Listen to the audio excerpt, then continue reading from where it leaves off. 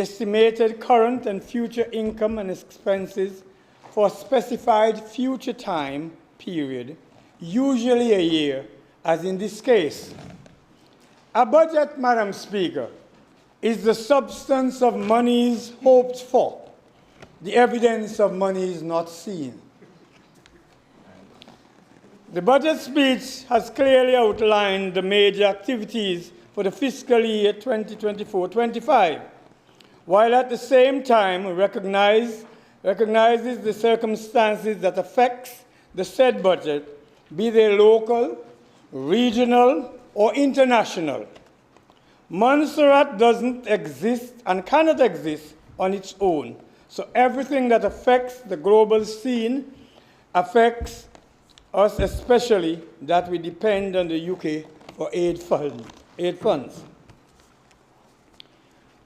Education, youth, sports, and ecclesiastic affairs. Madam Speaker, the approved budget for 2023-24 was estimated at $12,278,600. The sum of $11,674,861, or 95.8% of the budget, was spent. Accomplishments. Madam Speaker, the MSS achieved 84% pass rate in CXC examinations, an increase of 4% over the last year, the year before. 47% of these passes included maths and English, an increase of 11%. During the fiscal year past, school leavers workplace awareness training was done, which is a precursor to the work environment and work experience. Library. The library continued to serve the community and by assisting with summer school reading programs, and they continue to help students with their homework. Madam Speaker, I'm pleased to announce also that the library has now moved into a better and bigger space. The children have their own area, and along with that, Madam Speaker, there is an area for archives, which is needed since we need to ensure that the documents we have in place are properly archived. Madam Speaker, still on education, I am pleased, after all, to announce that Block M is now fully in use. I did say I would not give a time frame. I didn't know that it's in place. And I will go on to say that Block L, except for the labs, the rest of it will be in use as of next week. So, Madam Speaker, I am hoping that the questions that used to be will be no more. 95% of teachers across the three sectors participated in a psychological first aid workshop. And this is in keeping with the child safety environment in which we now place our children. 25 teachers, both primary and secondary, completed training under the program for education advancement and relevant learning Pearl under leadership, assessment, teaching and learning, and curriculum. Madam Speaker, I want here to thank Mr. Denfield Morris, our IC specialist, who has now that the laptops have been purchased, have outfitted the school ICT labs with laptops, desktops, smart projectors, and their fiber optic has been connected. And thanks to Digicel, though it's at a cost, there will be an upgrade from 100 megabytes to 300. Vision to reality. Madam Speaker, also, Mr. Morris, under his auspices, is training 2 teachers in AI education, level 1. And we are hoping, Madam Speaker, during the summer holidays when the school normally teachers meet, that we could offer a workshop on the ICT so that there can be some upskilled in that field. I must say here, Madam Speaker, also that we would need to look at an IC teacher specific for the primary school so that we can have somebody that is more permanent. For at the moment, we don't.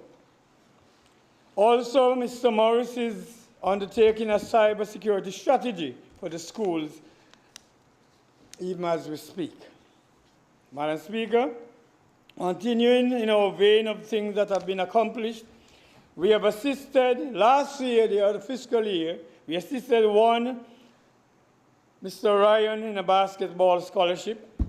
Yes. Last year, we assisted Wendell J. Allen, another, and that is looking at how we develop sports, since that sporting as a subject has now have to be looked at differently. Madam Speaker, it's not only talk, it's not only a vision, it's now reality, according to what I see on the budget statement, from vision to reality. So we are making some reality checks here. Madam, a total of $143,864 was spent on basketball and everything surrounding basketball for the last year, $49,000 on motorsports, and there are plans afoot to make a secure place for this sport. Land has already been approved, Madam Speaker. And money, I understand, to go along with it. So, lest some may forget that we have done something for the motorsports. I just want to raise it here, Madam Speaker, as part of the sporting fraternity. Netball was awarded $28,151, and that helped them to travel to represent Montserrat. The Amateur Athletic Association got some $38,790. 3 cricketers were assisted financially to the tune of $9,500.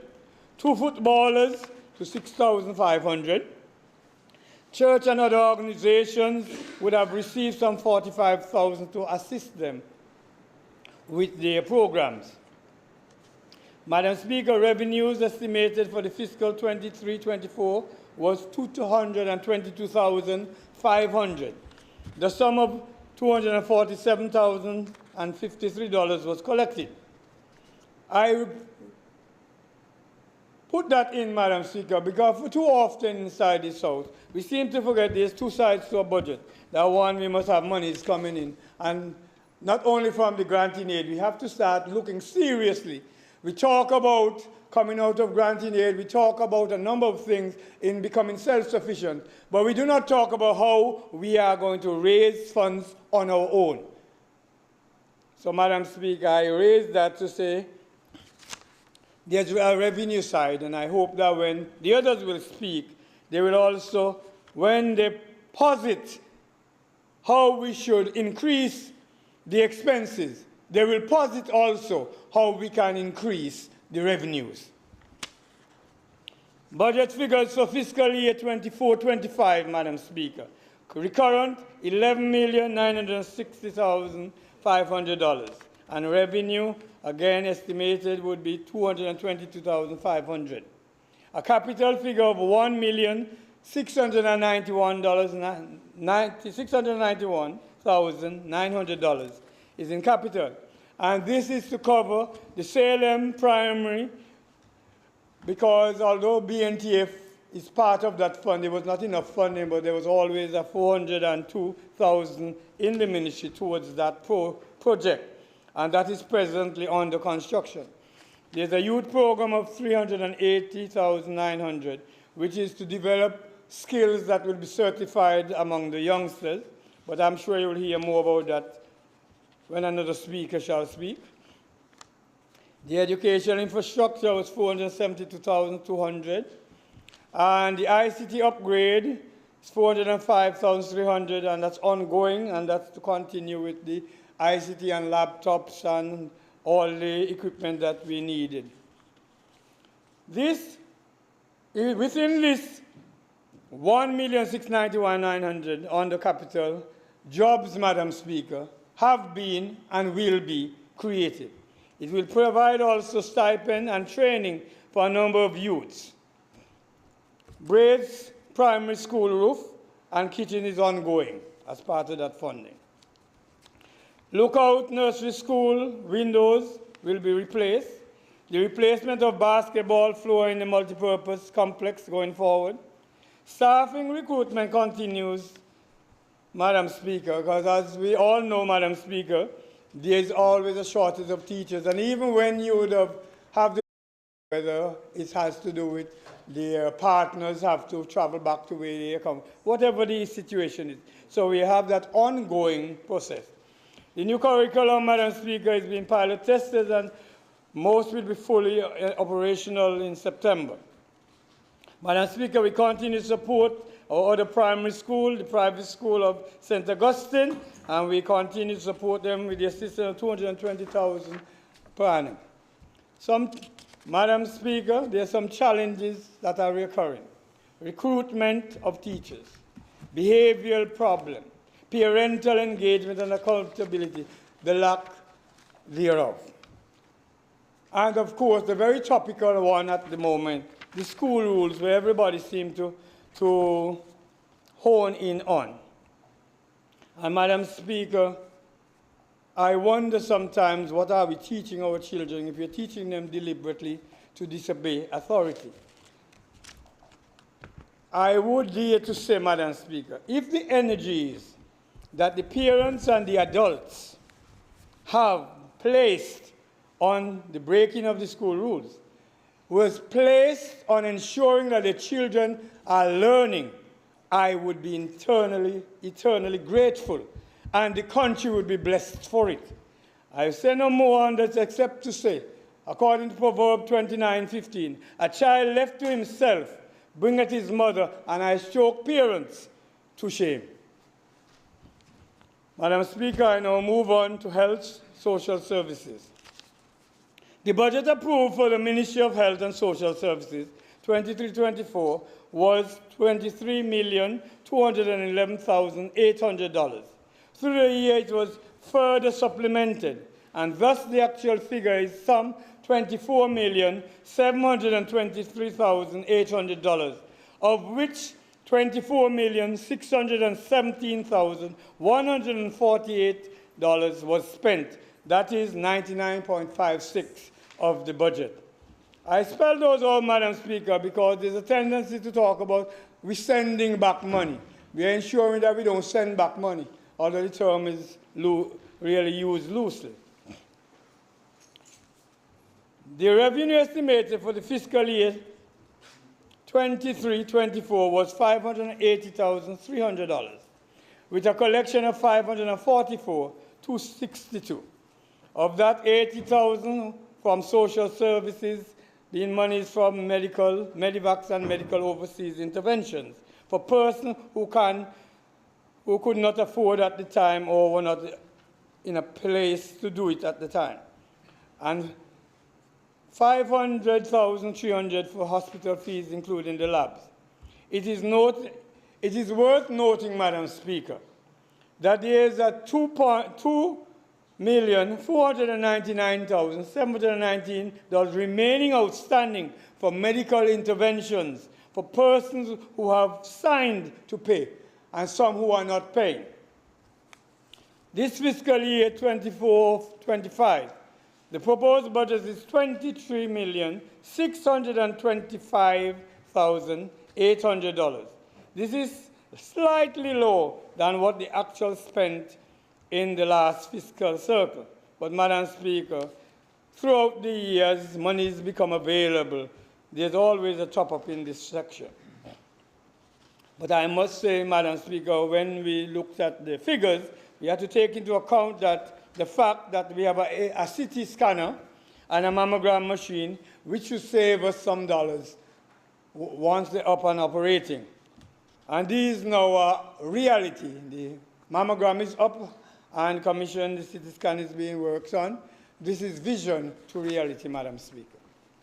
The estimated revenue for this year, again, is $500,600. Capital projects, $20,144,600. For the fiscal year 2024-25, the capital project will see the construction and enhancement of several areas. Minor works at the hospital, the water Wastewater sewage from Magasin improved. The new hospital wastewater system and water tank built. Incinerator and material compound building built. Oxygen plant, a building for that would be built. Electrical switch room to be built. A building to house the LPG gas bottles. And a building to contain the 2 new generators that we have ordered. And the completion of the Magasin refurbishment. Madam Speaker, the health information system is live in St. John's and Salem. And while we are looking at rolling it out to the other clinics and at the hospital, we are ensured checking those 2, work out all the glitches, and then do the rollout, rather than roll out all and have that problem. So wherever the problems are, we're trying to solve those, and then we can go on to the rollout. Madam Speaker, during the fiscal year under review, visiting specialist services continued. Some 14 specialists were engaged for the fiscal year past. Urologists, psychiatrists, optometrists, ophthalmologists, speech and language therapists, cardiologists, endoscopic surgeon, obstetric and gynecologists. Madam Speaker, it's worth noting that we now have obstetric and gynecologists on staff. And that again is vision to reality. Some 917 consultations, Madam Speaker, were carried out during the visit. And people who would have otherwise not had opportunity, had them and they didn't have to travel up it. So that the ministry has been working.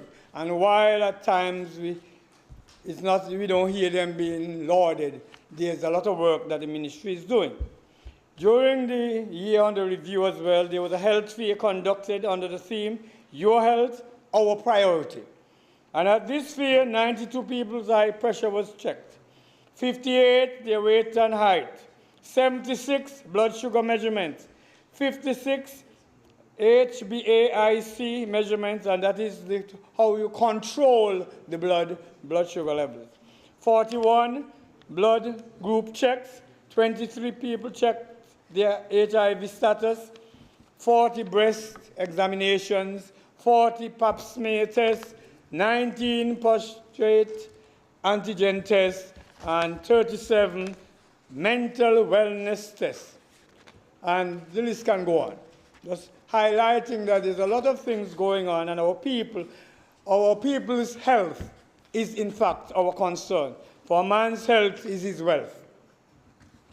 Madam Speaker, annual school leavers workshop for 40 graduates of the MSS attended. Topics covered were improve awareness of sexual and reproductive principles.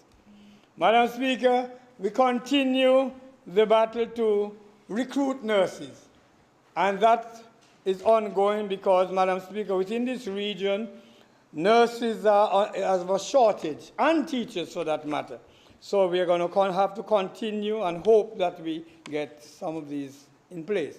Madam Speaker, chronic diseases self-management training for clients has also been done.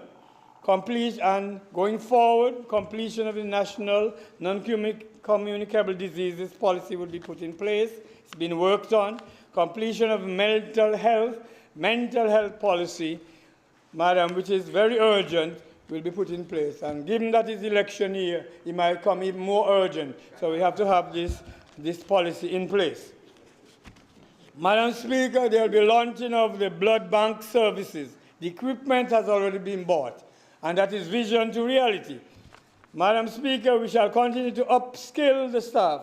Already one lab technologist has completed an attachment in Guadeloupe. Madam Speaker, I'm also pleased to announce that 2 ambulances are on island and at the agent for them to do whatever the checks are, and they will be commissioned shortly. I hope that the agent will put a little speed to getting those checks so that we can have them in use. Yeah.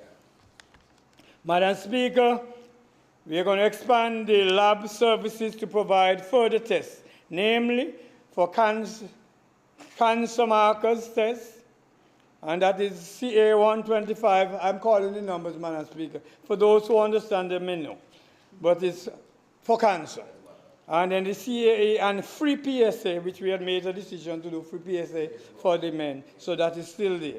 The lab has also validated a range of hormones such as FSH and TSH to aid with screening for fertility and thyroid issues. So, Madam Speaker, for those who have a problem and not sure if they can procreate, we are offering the service that they can check and see what's going on.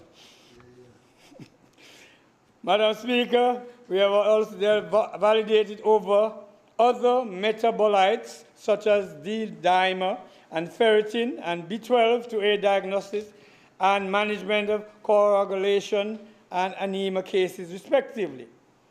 This year, Madam Speaker, we'll do tests to support the mammogram and the CT scan programs. For example, the CA15-3 for breast cancer and the TB1 traumatic brain injury assay will be considered. Madam Speaker, we shall also be looking at revising the Pharmacy Act. Madam Speaker, on the revenue side, Madam Speaker, a more robust collection of government-owed funds will be undertaken. And I dare say I would like those politicians, both present and the hopefuls, must assist in ensuring that these funds are collected. Madam Speaker, on the review is the amendment, and for amendment is the Public Health Act. We have done bits and pieces, but we need to do a further review and amendment of that act. The amendment to the Drug Prevention Misuse Act should be coming here shortly. Nurses and Midwife Act, that is presently being reviewed. Madam Speaker, some new services that will be rolled out in the primary care, the clinics, the new HbA1c equipment to monitor how well your blood sugar is controlled will be available at the clinics. And the EKG machine will be also available to check on the heart at the clinics. Madam, vision again to reality. Social welfare services, Madam. A complete needs assessment of the older persons in the age range from 65 above will be taking place to ensure that no one falls through the crack. A development of a national disability policy is also foreseen for this fiscal year. Madam Speaker, we review the social protection regulatory framework, as well social welfare and public assistance program. We need to do a complete and comprehensive review of that, and there may, of necessity, be some changes to the present law, I am sure. Madam Speaker, with all the controversy over the welfare payouts of the $900, may I also remind this Honorable House, Madam Speaker, that the $900 might be the finite amount, but that also the vulnerable people in Montserrat have been taken care of. Not only with the $900, their medical assistance is given to them whenever they're sick. And they get rental assistance once it's necessary. And for those with children's food, school supplies are added. Household items and like stoves, refrigerators, etc. would be given if they are down. School bus tickets and school lunches are provided for through this system. So when we see that figure for $2,448,079, this is what the social welfare payment was for last year. That is only for that aspect of it, because the welfare, the whole social protection is for over $4 million. Madam Speaker, the foster care support also of $60,882 is in place. And of course, there are funeral grants, because at the end of it all, we have to bury whoever have passed on.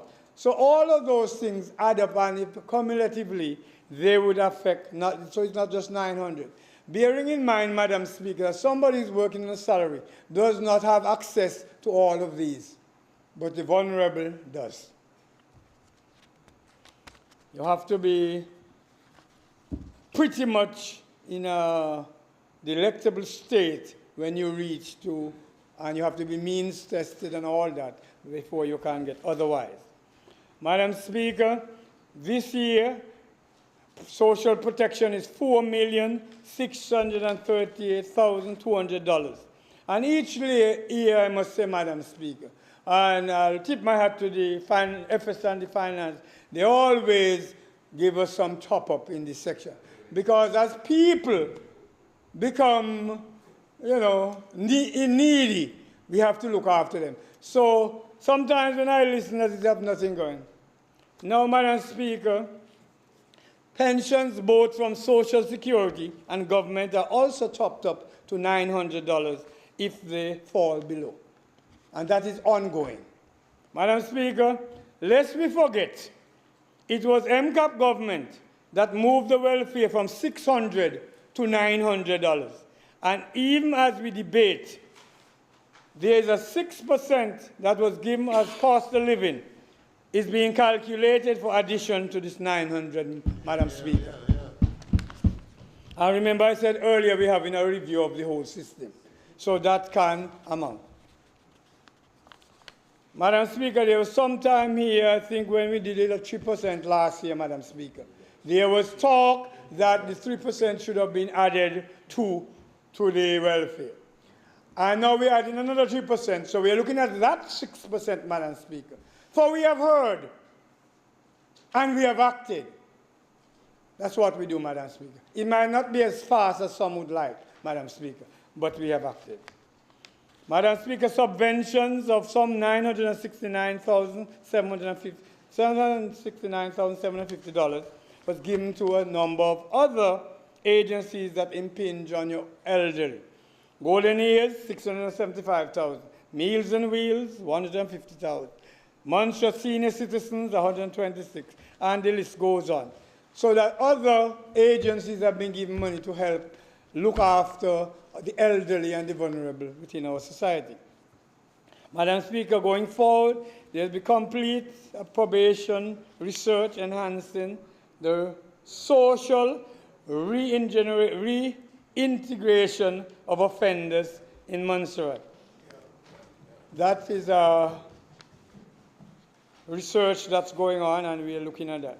And also there will be some advanced components of the Suffolk work plan, namely, just to name one, training in child safeguarding and protection, amongst other things, will be done in conjunction with Suffolk for the year to come. The enactment of the Child Justice Bill will be in place because the bill is already reached Cabinet. It should be here for its first reading by the next sitting. Environmental health. New solid waste collection contract. The figure on the professional fees in the environmental health of $1,141,900 covers that contract. Not only, but it covers. So if you see a big figure there and you figure what it was, it's for the contract to remove the rubbish from around the community. Madam Speaker, we are proud to see how the cemetery now at Carswell looks by the fencing, and there's some flower trees so that we're enhancing that cemetery. And Madam Speaker, we also did the proclamation of expansion of Lookout Cemetery. So we are going to be, if you have been there at the Lookout Cemetery, Madam Speaker, recently, you realize a lot of people are dying to go there. I don't know if it's for the view, but they're dying to go there at Lookout. And so we have extended it to make sure that we have more space. And also, we are developing the cemeteries, a new cemeteries bill is on for the first reading to change the whole trajectory of how we look at cemeteries. And we are now looking under the regulation end of it at developing like a mausoleum, crematorium, a little chapel, and the whole layout there. So we're looking forward, Madam Speaker, because there's one certain thing in life: we all will die. Madam Speaker, this budget, from vision to reality, gives hope to our people.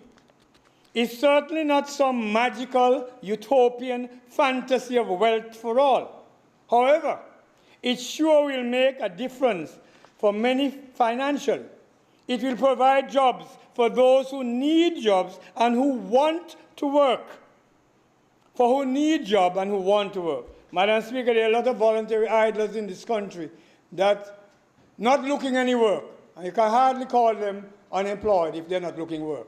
But work will be there. We hear some companies already are short on things. And people are sticking out at how long or what hours they would work. And on the next end, they don't have work. Madam Speaker, we have to change our modus operandi if we are going to survive and enrich ourselves while there is work. If you have to work an extra few hours overtime, by all means. Others are doing it. Those of us who live here have to follow suit. Madam Speaker, remember construction has been our mainstay for many years. It is the one thing that has pulled us through from Hugo, from volcano, and it still continues to be our mainstay. Lest we forget, Madam Speaker. Madam Speaker, we have proven our mettle as an MCAP government by successfully bringing this island we love through 2 years of pandemic. Lest we forget, there was 2 years when the world was shut down. So although we have a 5-year period, 2 years, there was a lot of things that couldn't happen, and sometimes we forget. Lest we forget, Madam Speaker, utility bills were paid once or twice. Financial assistance during the pandemic, food vouchers, 3% for civil servants before. The records, Madam Speaker, will show. Madam Speaker, lest we forget, we have secured a CT scanner and a mammogram and an endoscopic equipment. No longer a vision, but reality, Madam Speaker. We have provided scholarship for 2 basketball players. Much talk has been done about what we are doing for the sports arena. There it is, Madam Speaker. And Madam Speaker, we have outfitted the school labs so our children could be up to speed in ICT. We are offering new tests, as mentioned before, for our health purposes, looking after our people's health. We are offering services now at the clinic.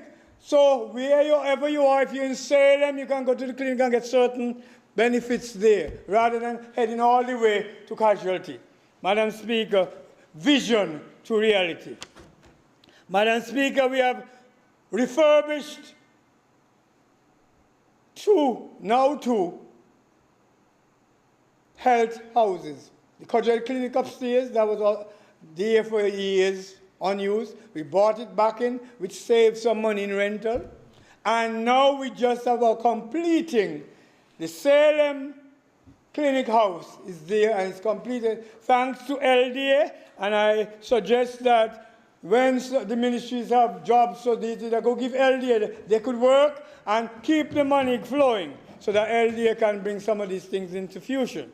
So we have Salem Clinic, it's almost finished, so that we can now put some of our locums in there and save some rent as we go along. Madam Speaker, we have another increase of 3% for this fiscal year. Madam Speaker, we have also moved the tax threshold up by 3,000, meaning everybody that works benefits for 2024-25. Madam Speaker, we have moved in so many ways from vision to reality, and we are not done yet. The best is still to come. The hospital is on its way. The tender should be in by the middle of next month. Action, Madam Speaker. Speak louder than words. Last year, remember, Madam Speaker, we bought the property adjacent to the hospital because we are seeing expansion of your health services and we are providing the land and the wherewithal so that we can develop in future years, Madam Speaker. Vision, Madam Speaker, to reality. Madam Speaker, we have kept many a promise. We have fulfilled a lot of our promises. Yes, Madam Speaker, we are moving from vision to reality. Tangible proof over the years of this administration has been demonstrated. We work, not talk. We make things happen. We move from vision to reality. No place for rhetoric. I say again, Madam Speaker, action speak louder than words. MCAP government, any MCAP government coming through, always speak by action, not by rhetoric. No other government have done so much in such a short time, Madam Speaker. Remember, again, the world was locked down for 2 years. Madam Speaker, MCAP is where the party is at. We promise, we work, we deliver, because together we can. We fight whoever stands in the way of Montserrat, but we ain't fight for noticeness sake. We fight for a reason for the development of Montserrat. Long may NCAP lead this island, our homeland. Madam Speaker, I wish to thank the permanent secretaries and staff of the Ministry of Education, Health, Social Services, Youth, Sports, and Community Development, and Ecclesiastic Affairs. I wish to thank as well the staff of the Treasury Department, because many a times we have to rely on them to get things moved fast, and they have been quite helpful to us. I want to recognize them, Madam Speaker. I want to thank the staff of the other ministries that assist, MCWL, Agriculture, and all the others. I want to thank the Attorney General, the DPP, and the staffs thereof. The Governor and the Governor's Office, for where they have intervened and assisted. The UK government and the FCDO team, which have been quite helpful in more ways than one. Some of my equipment that I've gotten for the hospital was through those auspices. Madam Speaker, I must also give a special thanks to the staff of the Ministry of Finance. Financial Secretary, you and your team must be commended for a job well done. Thank all other organizations that have assisted in any way. And I hope I don't leave out any, but the others will bring them to bear. OECS, the EDMU, the education aspect of OECS, UWI, CARICOM, CARFA, ECCB, PAHO, WHO, UNICEF, UNESCO, Montserrat UK office, Basic Needs Trust and CDB, Corporate Montserrat with our Bank of Montserrat, Credit Union, Mall, Digicel, Flow, supermarkets, and all other business establishments that has helped in any way to this ministry. So from time to time, Madam Speaker, we depend on them for donations here and there. Thanks to the ministers, my colleagues, Madam Speaker, and the Parliamentary Secretary, and to you, Madam Speaker, and the entire staff of the legislature, and the opposition, and the staff of this House. And most importantly, Madam Speaker, as I close, I wish to thank God for his divine providence and divine guidance and strength on this journey. Madam Speaker, may Montserrat be blessed continually. May MCAP be always in power. And may God bless us all.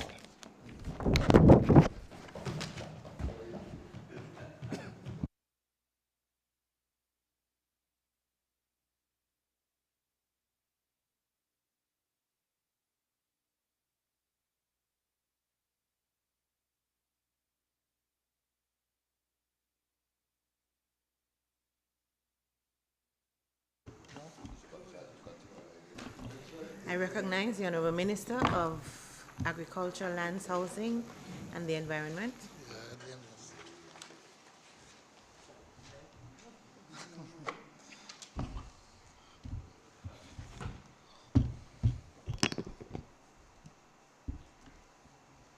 So this, the calm before the storm.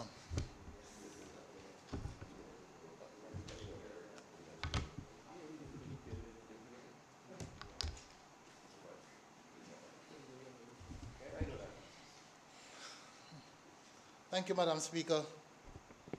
Let me say good morning or good afternoon for those who are viewing online. I still believe we need to see ourselves in here at some point. That's just a note to the camera people. I want to see so we could tell when we're on. Nevertheless, Madam Speaker, budget speech presentation for 2024 financial year. Madam Speaker, every year, as budget approaches, I am filled with a mix of anticipation, anxiety, shortness of breath, butterflies in my belly, because this time of the year, Madam Speaker, you start to question whether or not you would have done justice. You start to question the capabilities of yourself, the work you have done, the staff around you. You question. Madam Speaker, this is not because you are not confident about who you have or what you have been doing, but it's because I am acutely aware of all the pressures and everything that surrounds us that's there to be done. Madam Speaker, I know for a fact now that we don't have the wherewithal to do it all. And I don't believe that I am the only one who shares these sentiments. Madam Speaker, no government in the world have enough monies or abilities to address every single concern that there may be. We are constrained by the limitations of time, by the limitations of resources, by the sheer enormity of the task. And my peers, God bless her soul, she always reminds me of this. So, Minister, we take your time, we really can't do everything one time. That is the reality of government, Madam Speaker. Madam Speaker, the other day I was complaining to a friend in a conversation. I said, well, how are we going to get all these things done? She asked me, well, rather she said, how do you eat an elephant? One bite at a time. And that's what we have been doing for the last, how much years? Tackling the issues we have one bite at a time.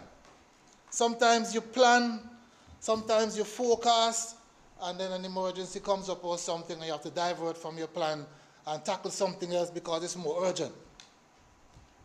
Madam Speaker, transformation and growth are not sudden eruptions, but rather an accumulation of efforts. Every decision, every action, every policy,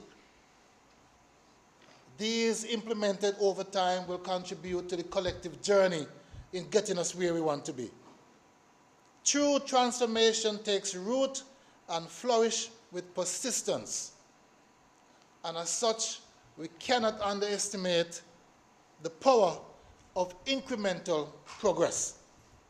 Madam Speaker, this budget presentation, it will outline all of the incremental changes or steps that we would have taken over the last year and how this country will move forward in the next year.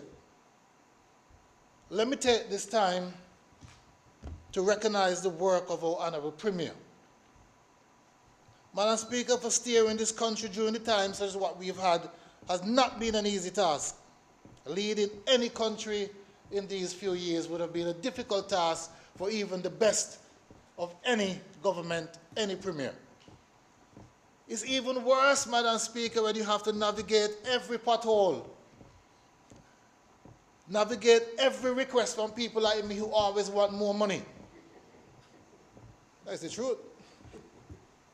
Madam Speaker, nonetheless, as they say, heavy is the head that wears the crown.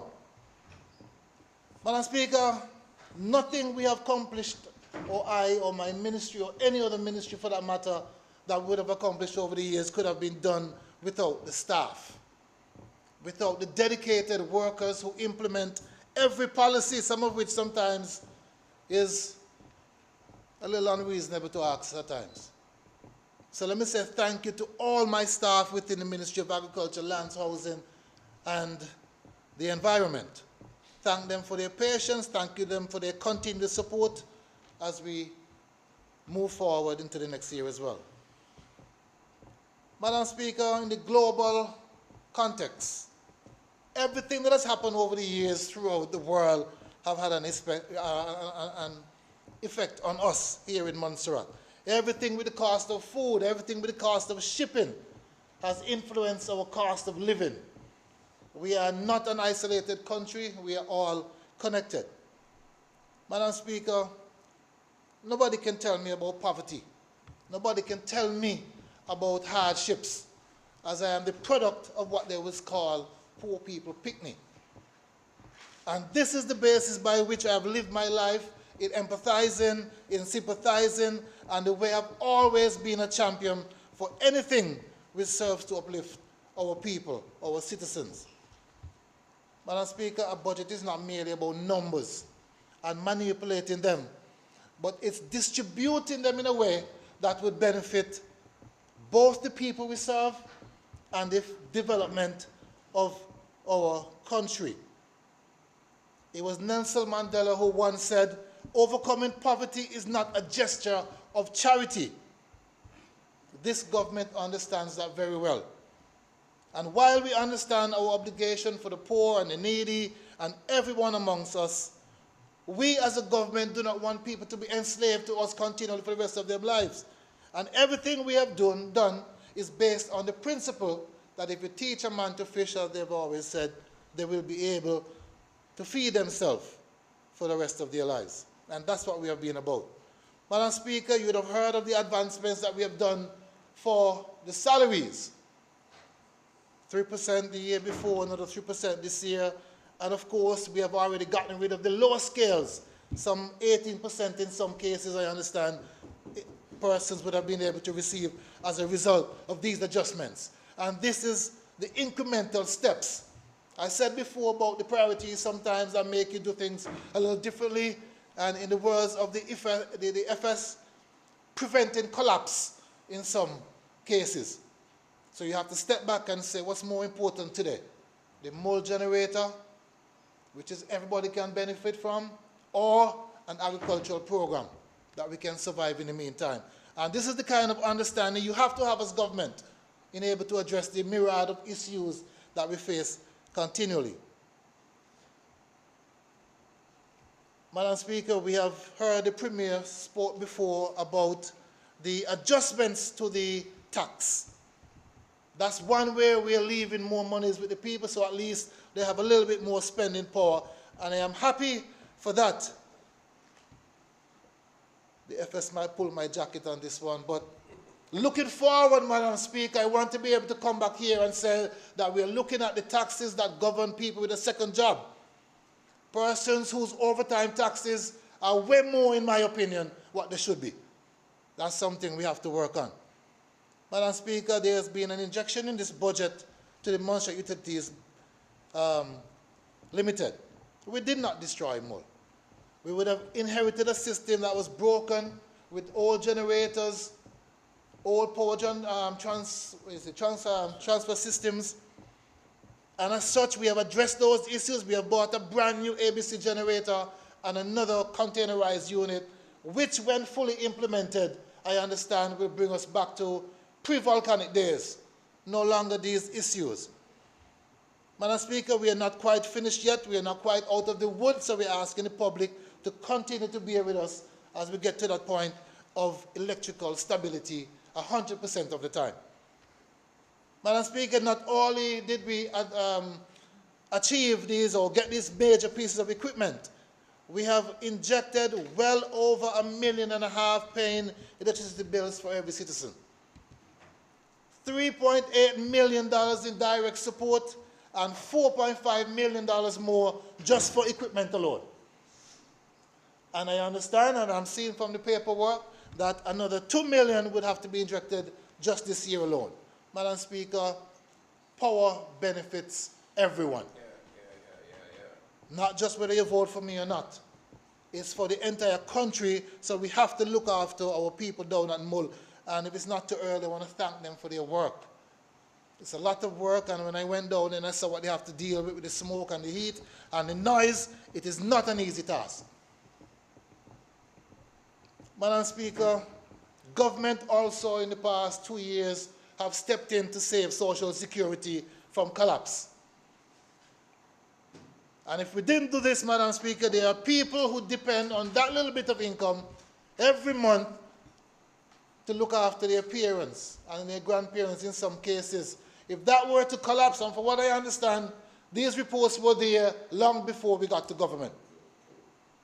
Social Security is an important part of any society, and I understand also that throughout the world, these schemes are under attack and they're in a difficult time. Even more so for a small country with our economy the way it is, you need to keep Social Security afloat. Madam Speaker, protecting our citizens' well-being and ensuring a stable future for all. $1 million will be injected into the Social Security Fund this year, just to keep them afloat. Madam Speaker, agriculture. Maybe I should ask how much time is allotted for any speaker. Because just in agriculture alone, and this is not me trying to pull my or blow my own horn as they say, but just in agriculture alone will take the entire day. I cannot do that to the rest of the House and the listeners, so I will just... No, I'll leave it to you. We have to be realistic. And persons who are paying attention would understand the amount of work that has gone into agriculture. Madam Speaker, I have my own passion for agriculture. My hands are not the hands of a minister. Or some ministers. I am reaping okra and corn and kale right this very minute. And I have enough for everybody, so, but I am. Madam Speaker, we have done a lot of work in the agriculture segment. Now, if you understand when we came into government, if you understand the pressures that came as a result of COVID, as the Honourable, well-dressed, I must commend him today, Minister of Health, has said, when the world shut down and ports were not moving food, the world was in a panic. How do we feed our nation? So apart from my own passion, apart from the circumstances that we found ourselves in, was that need, that desire, that, as we say, have to. So we went about looking after agriculture as we needed to. Madam Speaker, agriculture influences livelihoods of people. It is a way to feed themselves without spending their own monies. And that is why I've been a man who have been pushing for your own backyard garden. Over the last 5 years, Madam Speaker, we had to make sure that we had a plentiful supply of local foods, healthy foods that were produced that we could have trust.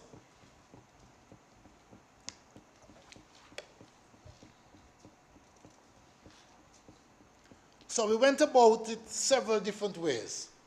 One of the things that we have had to do as a ministry, as mandated, is to reduce our importation bill. We spend well over, I believe it's about $15 or so billion a year importing into the region. So we went about it incrementally, but strategically. We recognized that white potatoes were some of the most important things or the most bulky things that we imported, and realizing that Montserrat used to produce white potatoes in quantities. In Lees and Gage, we said, let's give it a shot, let's try it. So for 2 years back to back, we were able to lessen the amount of white potatoes that were imported into this country. And from the reports, they were some of the best white potatoes anybody has ever seen. I see some members nodding their head, at least they agree. Madam Speaker, all the funds that were raised, because the ministry provided all the implements, from the seeds, from the irrigation, from the fertilizer to the farmers, free of cost. So all those monies went into the farmers' pockets, not Mr. who import from overseas. Whoever they are overseas, they were here for our local consumers. Citrus, yams, onions were also part of what we produced. In the citrus area, Madam Speaker, 250 citrus trees were brought in, and not just one type. It was Valencia, Hamlin, and I don't forget the other, I don't remember the other two, but we were actively trying to distribute citrus trees across the country. Over 750 hills of yams were propagated within our ministry and distributed to some farmers. And some of them now have some in the field that they will be reaping later this year. Our onion program, just in last year alone, 45,000 pounds of onion. And if you do the maths and multiply it by the $2 or $3 that they were charging, that's monies that stayed in our farmers' pockets. Planting was also a part of our program. Madam Speaker, I saw something on YouTube where in the African countries, they buried the bottom of the sucker in ash or old coal pit, and they ended up with well over, I believe, about 64 from one tree. Madam Speaker, we brought this technology in-house, and as a result, 1,200 planting trees were distributed just in the very first year we did it. Madam Speaker, tissue culture is one of the most advanced way of mass producing any crop, any fruit crop, any food crop, and I brought back in my suitcase, in my hand luggage, 3,000 plus pineapple slips from St. Vincent. And I'm saying, if St. Vincent can do this, Montserrat can do it. I will get to that a little later on, and I will tell you the advancements we are making in that piece of technology for Montserrat going forward. Madam Speaker, our local chicken producers have been struggling for years, even when the ferry was running 5 times a week. Chicken will come in on the ferry, these day-old chicks from Barbados through Antigua. The honourable member understands what I'm saying. Through Antigua, delayed in Antigua, waited for a ferry, waited in rain, and when they reach at the port here in Montserrat, Madam Speaker, losses of over 75–80%. Ask Ray. Sometimes you couldn't even bother to charge them the freight. Maybe I shouldn't say that, government might kill me. Sometimes you couldn't even bother to charge them the freight because the amount of losses these farmers were facing, bringing them across from Antigua. Madam Speaker, this government stepped in and we have been subsidizing, has been asked, the Honourable Romeo understands, has been asking in this House, what are we doing for them? We have been subsidizing the importation of chicken on the plains. No longer that long delay in Antigua. Government has been paying the freight charge or the charter charge from Antigua to Montserrat to get those chickens here on time, further reducing the cost to the consumer. Madam Speaker, these implements, these assistance, these investments, and that's the word I want to use, these investments in our farmers will continue throughout the next year, and further if I'm allowed to remain in office. Madam Speaker, further assistance to the chicken industry. We have been constructing new pens for, it's about 3 farmers so far that we've been building new pens for. All the wire, all the galvanized. I've talked to you later. All the galvanized and the wire that it takes to build the pen, we have been providing to at least 3 new. And these are not existing. Apart from the wire that we've been giving the old ones, these new producers are now on the market to continue our poultry section, whether it's in eggs or in the meat. Madam Speaker, we are self-sufficient in eggs. We have been so for over 5 years.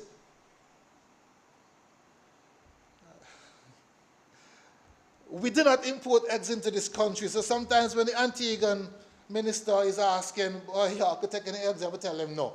We have.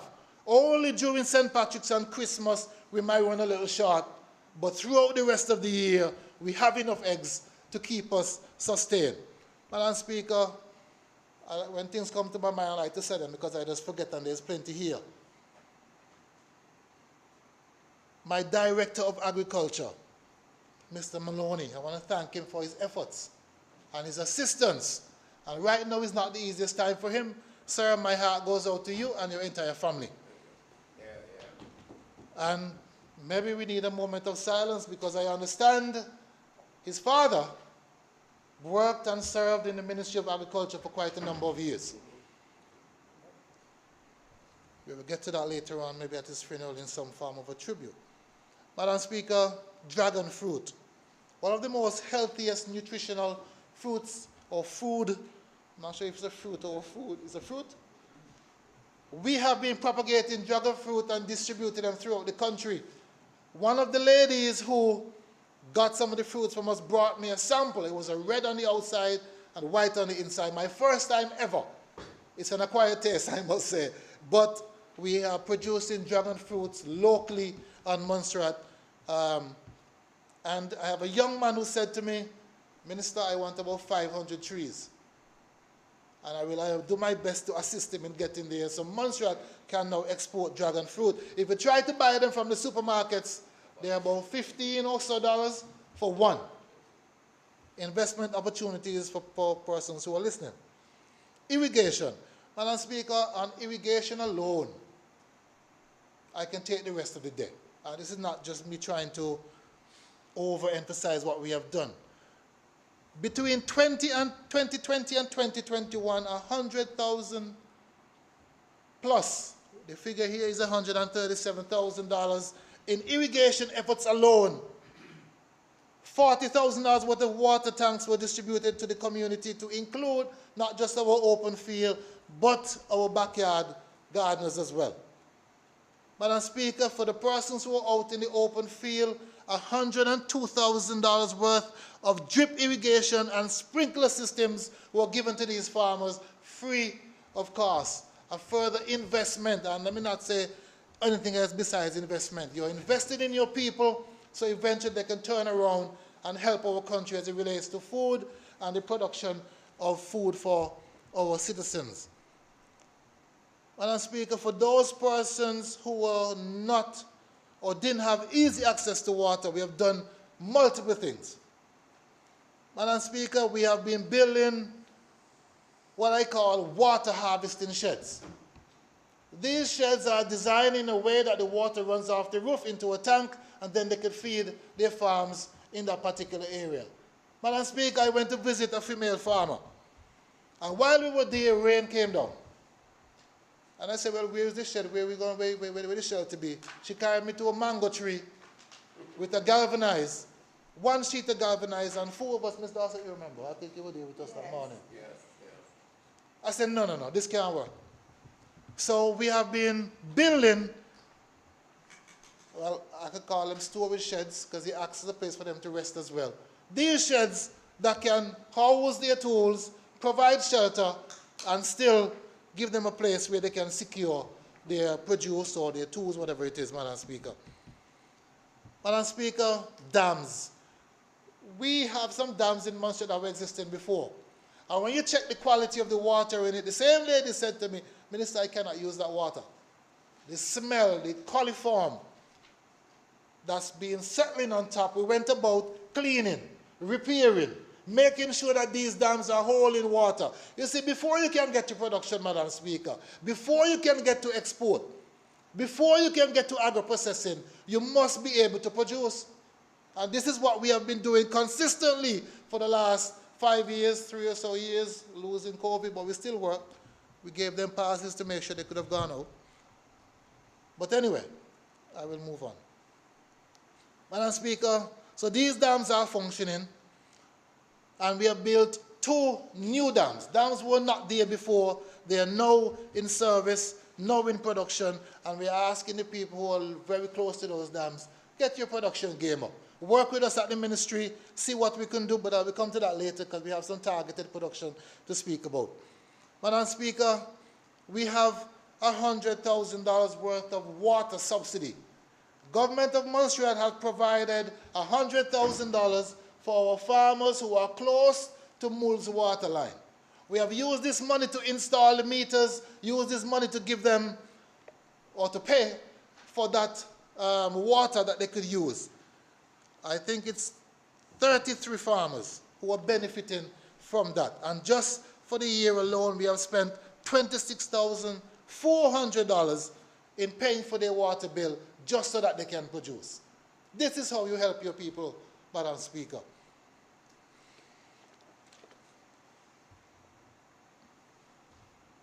Now, I said before, we take all time, while I cannot go through and won't and will not go through each line by line for everything we have done, I just want to mention a few things really quick. We have done egg boxes. Egg boxes that say product of Montserrat on them. You see, branding, Madam Speaker, is an important part of any country. It gives consumer confidence knowing that what they're eating was produced in the country that they live. We have paid labor costs for farmers. Sometimes they complain when they have to pay a particular gentleman who tell me all the time, you know, I would say what he said, $150+ a day. It's hard on a farmer. Madam Speaker, we have been paying labor costs. Madam Speaker, I see Breadfruit and Mango Fest, $33,000 spent to explore what we can do with breadfruit, what we can do with mango. These are initiatives that came out of the Ministry of Agriculture. Madam Speaker, it's not just progress, or it's not just about innovation, it's about looking after our own people. Making sure that every farmer, be it backyard or container or open field, they have the ability to produce and that they can continue in the face of every challenges they face to produce. Madam Speaker, still on subsidy. Sometimes as a farmer, you harvest out a half a crop or a crop, and the tractor, you cannot put it back between the banks, that the space that you need. So what we have done, we have bought 2 walk-behind tillers. So a farmer can come to the ministry. So far they have been borrowing them, and the Ministry of Finance said, boy, you have to charge for something. But so far, we have been giving the farmers access to these pieces of equipment that can help them till up the 4 or 5 long banks to get something in between crops. The demand for these tillers, Madam Speaker, is so intensive, that we have gone on to allocate an additional $12,000 for the purchase of 2 more, so bigger ones this time. We realize the first ones, you know, they work, but these are bigger and better, so our farmers can have that access to reduce that labor cost and reduce the transfer of the price to the consumer. I deliberately, you know. Madam Speaker, this is how you help your people. Make sure I don't miss anything. Right. Madam Speaker, duck pond. We're going to get to that one. The minister already started. I would even tell him what you showed me just now. We're getting to that one. It's right here. Madam Speaker, duck pond. Duck pond is an area where a good amount of our farmers dwell. The lands in those areas are some of the most fertile, and because of where it's located on the country, and those who understand the rainfall, you know, around the mountainous areas, we get more rain. Those areas, Madam Speaker, get more rain than most of the country. But for years, Madam Speaker, they have been complaining, and I've heard them. The road. Madam Speaker, the road was in such a condition that they would park their truck and walk because they can't afford to damage the springs and the joints and so. So what we have done, Madam Speaker, well over 800 meters of farm road is now being cast in concrete, so farmers can access those areas. And while some people, and I know Dr. Sammy will speak to his own thing, would say, oh, farm road, why farm road? People, I have my job to do. He have his to do, and he's been doing it. But my farmers now can drive all the way to their farms on comfortable road. Now, this area is not just about farming. Our hiking trails, the aesthetics of those areas, people can now walk through there comfortably without worrying about spraining their ankles. And additionally, the jobs that were created. Sometimes when I remember Romeo speaks about shovel-ready jobs. Honorable, I did say that. Honorable member. When he speaks about shovel-ready jobs, I wonder if you understand the meaning of the word. This is how you create jobs. These people have been working throughout the last 2 years on different bits of road, and I will get to more job creation later on in the speech. Madam Speaker, and I saw a Facebook comment, oh, what's so special about duck pond? It's not just duck pond around. 300 meters of roads in the Upper Blakes area was repaired. And a new road has been cut to an existing dam. So why cut the new road? Madam Speaker, if the dam is there, mind you, the dam is below most of the farmlands. So that dam, now, we have bought a pump, we have bought all the irrigation lines, we are now pumping water from that that dam in Blakes, up to the farmers who are higher up, contained in some tanks and now being gravity fed lower areas than the other side of the mountain. This is how you help your people. And while the system is not big enough to hold the water in the dam, I think we have about 5 or so tanks in that area. We have the capacity to add tanks as we go. So out of this budget this year, Madam Speaker, we're looking to improve the amount of water collection at that particular site, given the importance of Blake's. And maybe while I'm on Blake's, let me thank the landowner, because this is not government lands. So we can't go in and do concrete road as we like. We have to thank him for his tolerance, for allowing our farmers to be able to produce on that piece of mountainside. And I will get to coconut trees later, but my brain, as I say, works a kind of how. We'll be lining that road. How much meters I said? Well over 300 meters. 10 feet apart, you could do the math, see how much coconut trees you could line on the side of the road in that area. Madam Speaker, this is how you solve the problems, by providing solutions supporting lives and livelihoods. Lettuce production. Madam Speaker, we are self-sufficient in lettuce. And let me say thanks to the producers or the people, men and women, young people alike, who are in that industry, keeping us so self-sufficient. And supporting the seedling section of the whole country is our department nursery. Over 63,000 seedlings. I didn't come up with that number. 63,000 seedlings were produced at very reduced cost to our consumer. I was boasting and playing big man one time and tried to get some out of Antigua.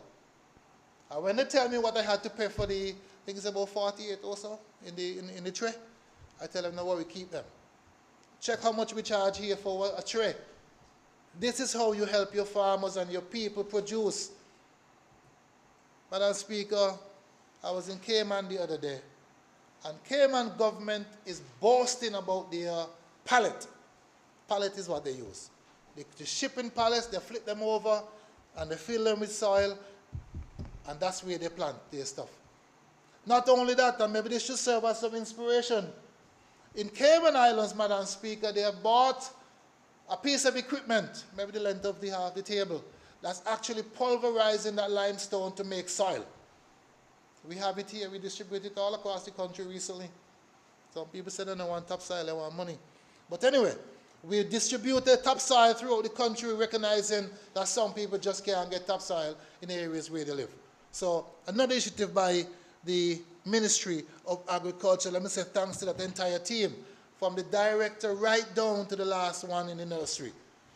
Our extension officers in that department, thank you very much for your assistance over the last 3-4 years that we've been around. Madam Speaker, agro-processing.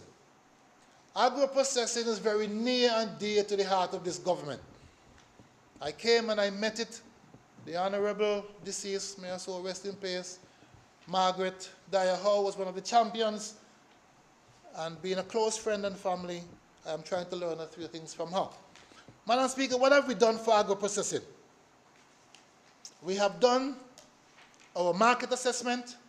Before you can produce anything, you must know what your market desires. You must know what your people will buy. So we have done that assessment, and we have come up with gluten-free flour and chips, of course, from plantain and breadfruit, juices, jams and jellies, and vegetable bags. This is what the market assessments say, that one, we have the capacity to produce. Two, we have, well, I suppose the capacity. We have the implements, meaning the raw material. And then three, people will buy, or have shown that they have buy. Furthermore, Madam Speaker, we have gone out with SRC Consultants Limited, and we have done a technical assessment for what sites, where in Montserrat can we build a facility. Initially, we had thought of the Mount Tobacco building. And on that assessment, they said to us, Minister, I hear what you're saying, you have the building already, you have the space already, but guess what? The building is located between, one, the contaminants from the power station, two, the surrounding factories, more than one from car to spraying, so that area is really bad to start with. And besides, it will cost us more to retrofit than to build from scratch. So we had to find a location, and we have come up with a space that we can use later on. We'll get to the early stages of where we're at in getting that going. But we have on hand at the moment the designs for that building. We are now sourcing the funding maybe SIPREG 2 kind of monies they're telling me we cost to build a proper facility that can export anything, given, of course, the quality and standards that you have to use. It will take that kind of money to get us to the next step. Maybe CDB, who knows? Madam Speaker, he's just telling me that it was conducted on the 23rd and 24th of January last year. Bazi's Livestock Station. The Bazi's Livestock Station have seen over 100% increase. Not me just say so, you could go and visit, it's open to anyone. Go and see what we're doing in Bazi's. 100% increase over the last 3 years. Madam Speaker, this station serves as demonstration on how you can do what we are considering what is called semi-intensive animal rearing. It also provided stud services, so no longer a farmer needs to keep his own male and feed them forever. Or if you have a little ordinary and you want to improve, I see right up shaking his head. If you want to improve your stock that you have already, you can bring that animal to Bazi's and we are offering you the stud services free. That's the way you improve your breed. And of course, we sell the offsprings at very reduced cost. It's not make out the price, they go over there and bid and bid and bid and bid and bid against each other. That by the time they finish, the price might be, I say, wow, these people want these animals. Madam Speaker, the station has been doing so well that inadvertently it has become a tourist attraction. Ask the governor. Every dignitary that comes to this country is carried across to see the work that we are doing so. So much so that they have named one of the male studs there. I won't tell you who they name it after.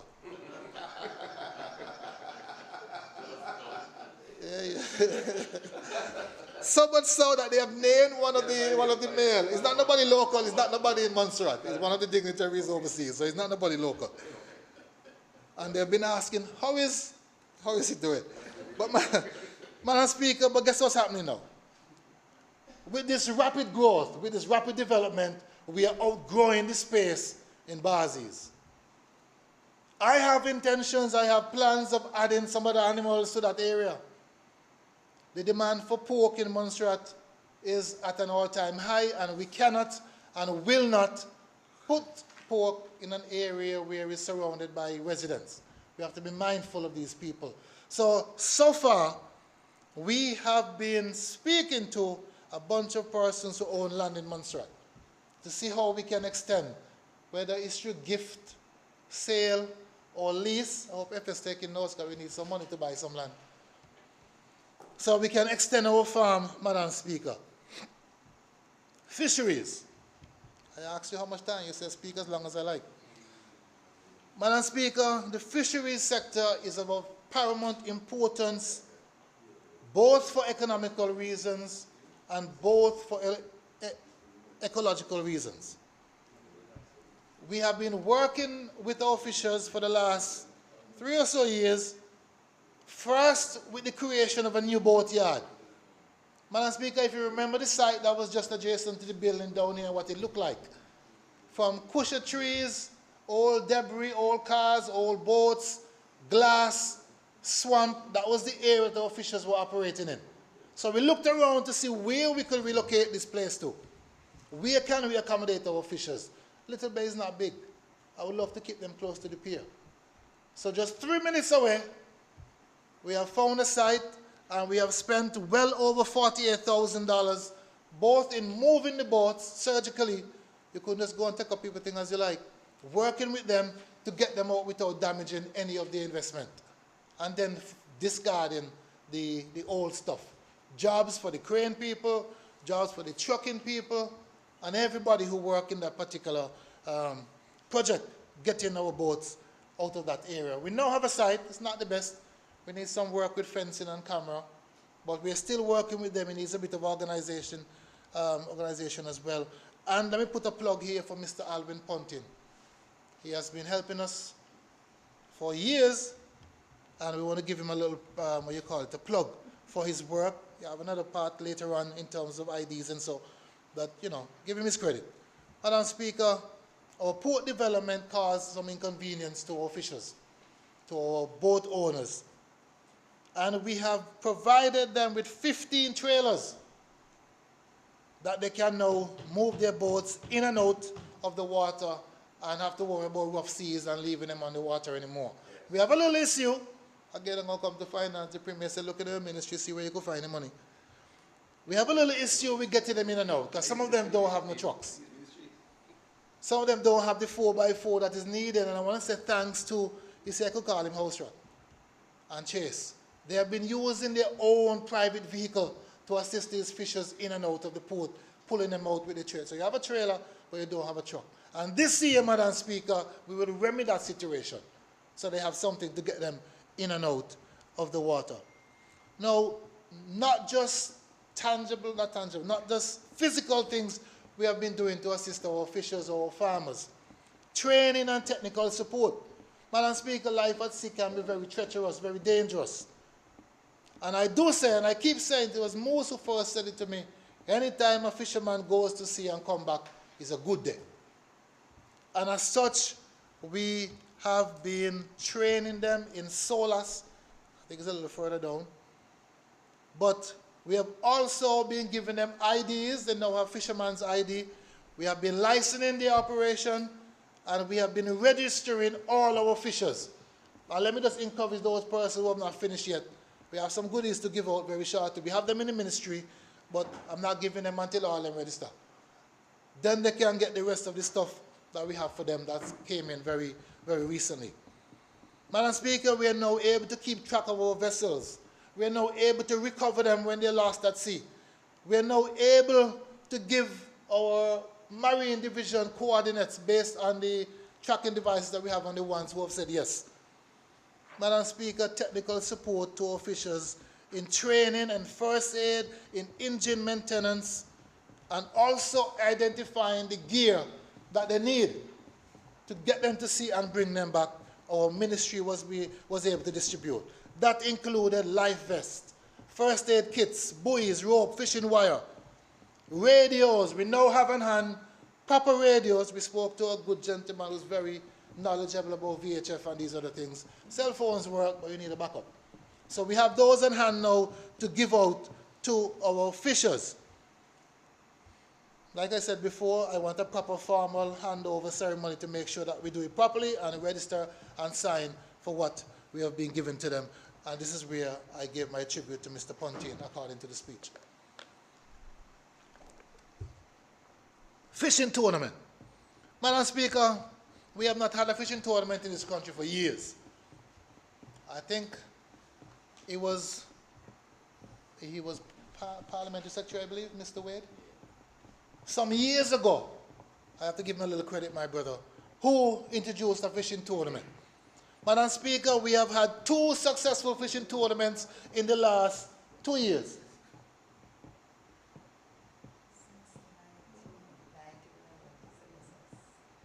I stand corrected, thank you. Madam Speaker, for 2 consecutive years, we have successfully organized and produced the annual, and I'm using that word for a purpose, as long as I'm around, that will never stop, an annual fishing competition. Now, competition and tournaments are 2 different things, I understand. I really want a tournament. I really want to be able to invite Antigua and St. Kitts and Nevis and everybody else, even my OT countries. There's a good boat culture in Anguilla, I understand, to be a part of our fishing tournament. This is how you boost tourism. And if you look and remember the amount of people that were down there and the size and the big fish that are there, I even saw one, I think it was a wahoo. And just the head portion that the fisherman brought in was nearly the half the size of this desk. Something took the rest of the fish. I will let you guess what took the rest of it. But just saying, there are big fish, or what they call pelagics. And we have been targeting them through different ways by the use of fads. A fad is a piece of implement that you put in the water that attracts life, and that's where you go to catch them. We have put out 7 so far. And this year, we're looking to add to that number, so no longer have they have to trawl, up and down. They can go to that one spot, marked by GPS, and they can catch the tuna and the marlin and the wahoo and these other things that frequent this site. Madam Speaker, $50,000 was what we spent on these 2 tournaments combined together. That included get gas for the boats to go to sea and prizes and other things to make sure that they could have participated in that. Madam Speaker, there is some important money information here. For the financial year 2022 to 2023, the Department of Agriculture spent 99% of its budget. We don't send back money, not this government. That's a thing of the past. We use every dollar we get in the ministry to make sure that the people who are under the remit, and sometimes we go a little bit outside, can benefit from the funds that we have within the ministry. And for the, it says, they give the figures. And we have spent 100% in the last year, Madam Speaker. Looking forward, with all these accomplishments, I'll be foolish to think that the work is done. Madam Speaker, when I was trying to figure out what I come to say in this house today, I was struggling, but I said, but what else new you could do? But sometimes you don't need to do new things, you just need to build on what you have done before, to keep what you have done afloat and keep, the people who have benefited from the boxes and everything else, keep them producing. So we'll be looking back and see, we have their names, and I have a little section here, and I was wondering, wow, so many? When did we find time to do all of that? Madam Speaker, Nelson Mandela says it best. After climbing a great hill, one finds that there are many more hills to climb. I mean, you could get complacent and steady if you're happy.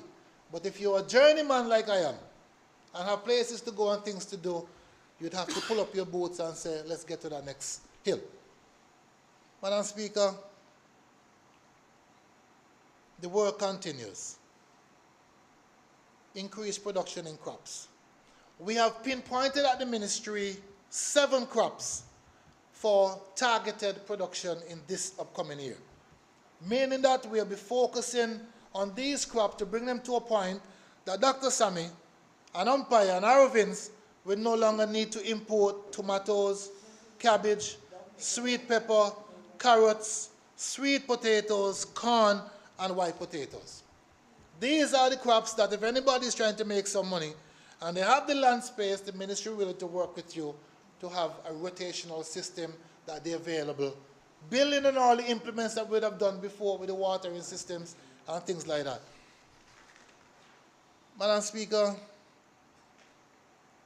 in an effort to achieve this, we will be providing, like I said, all the resources, the seedlings, the fertilizers, the irrigation, working with the farmer. Like I wouldn't call his name, said, listen, you're doing plenty, but I don't want you to do everything. I can help myself. Just work with me. And this is the kind of relationship we have been having with our farmers. Furthermore, to complement this initiative and foster inclusivity and sustainability within the sector, we'll be rolling out this year our youth and women in agriculture programs. This will be spearheaded by our local administration in partnership with CARICOM. When I spoke to the commission, they said to me, yes, Minister, you can announce it because you're getting them this year. Shared houses, Madam Speaker, will serve as incubators and innovation for entrepreneurship. Nothing is better when somebody can bring a little parcel and say, boys, you help me to grow these. People are proud of their production, and as such, sometimes they come and say thank you. Madam Speaker, under the same initiative, all the shade houses at the Montserrat Secondary School will be repaired and put into production. We have already ordered all the fabric to cover them over and get them back up and producing as they were before. Madam Speaker, the school programs are in production. We have just cleared the Braid School lot, and they will be planting, I believe, over the next week or so. Madam Speaker, Her Majesty's prison, for years, has always been a part of agriculture in Montserrat. Among other things, besides cleaning the streets and other things, they have always had a production system within the ministry. Just last week, we have been having a meeting with the team to see how we can bring this back. They have a big piece of land that's underutilized at the moment, and we're saying, This is what rehabilitation means. This is what it means to put people back into society after they have been incarcerated, giving them a skill. And this is how you make people feel good about themselves, Madam Speaker. We have to reinstate the prison program.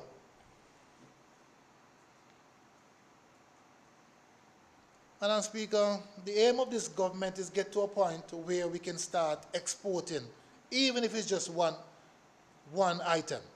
To this end, we have been working with a group that's called Trees That Feed. And this year we are building a solar-powered dehydrator. They are helping us to get this up and running, so you can dehydrate whatever fruit or food at shelf life in our aim towards agro-processing.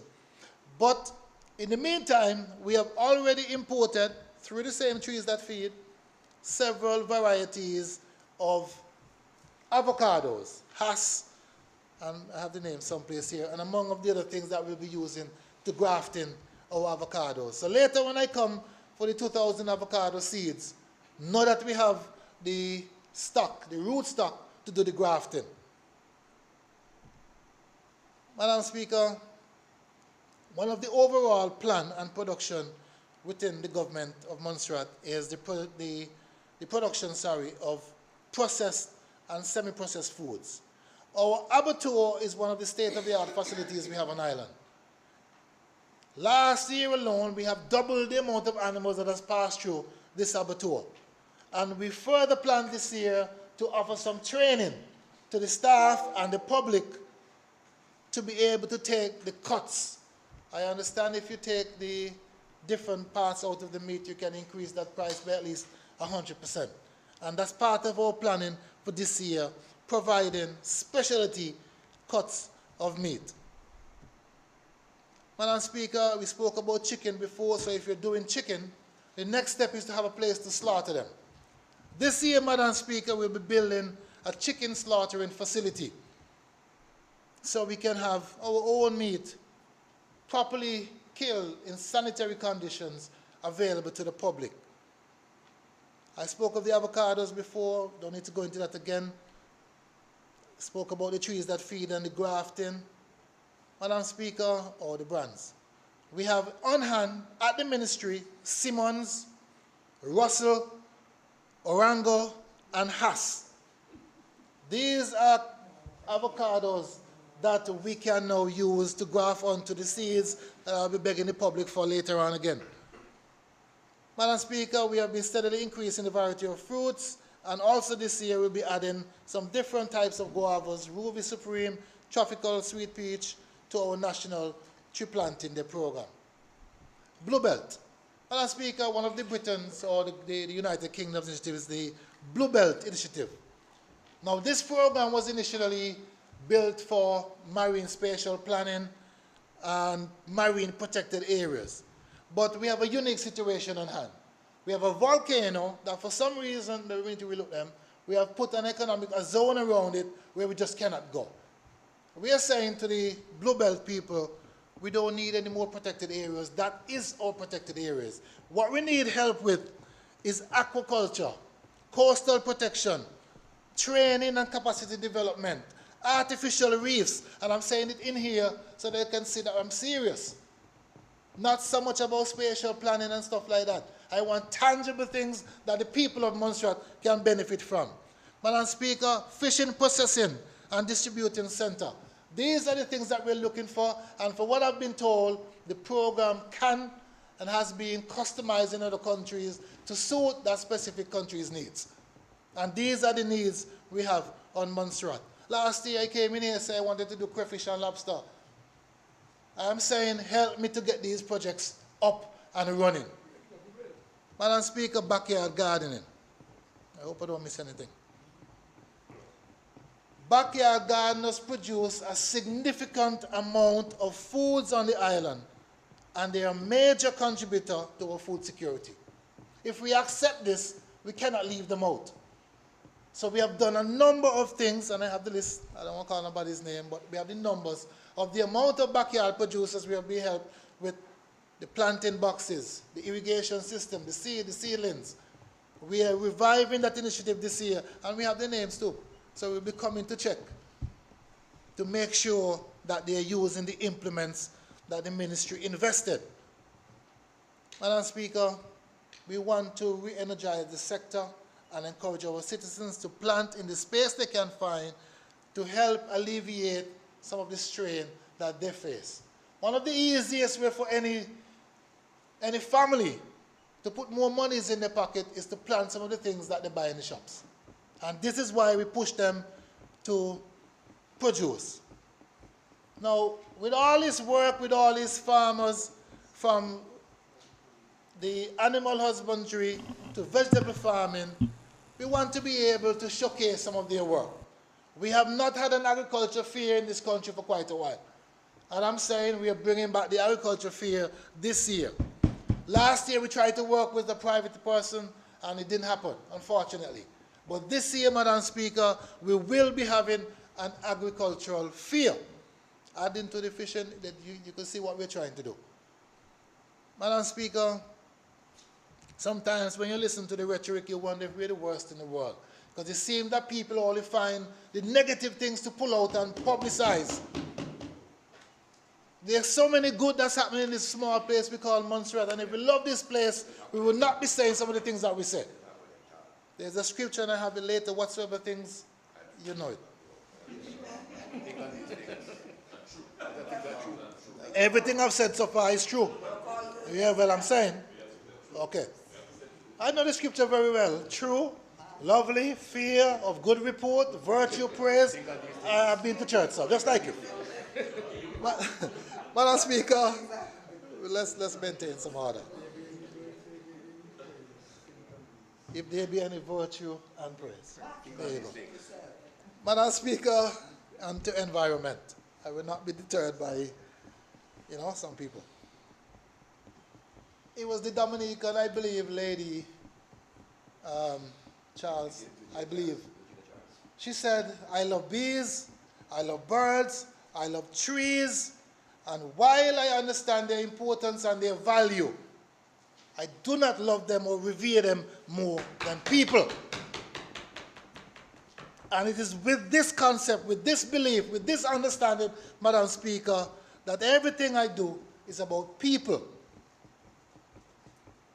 Madam Speaker, I cannot, in the goodness of my heart and my conscience, implement any policy which threatens the lives and the livelihoods of the people of Montserrat who have been dependent on it. Traditionally, it's a very important word, traditionally for years.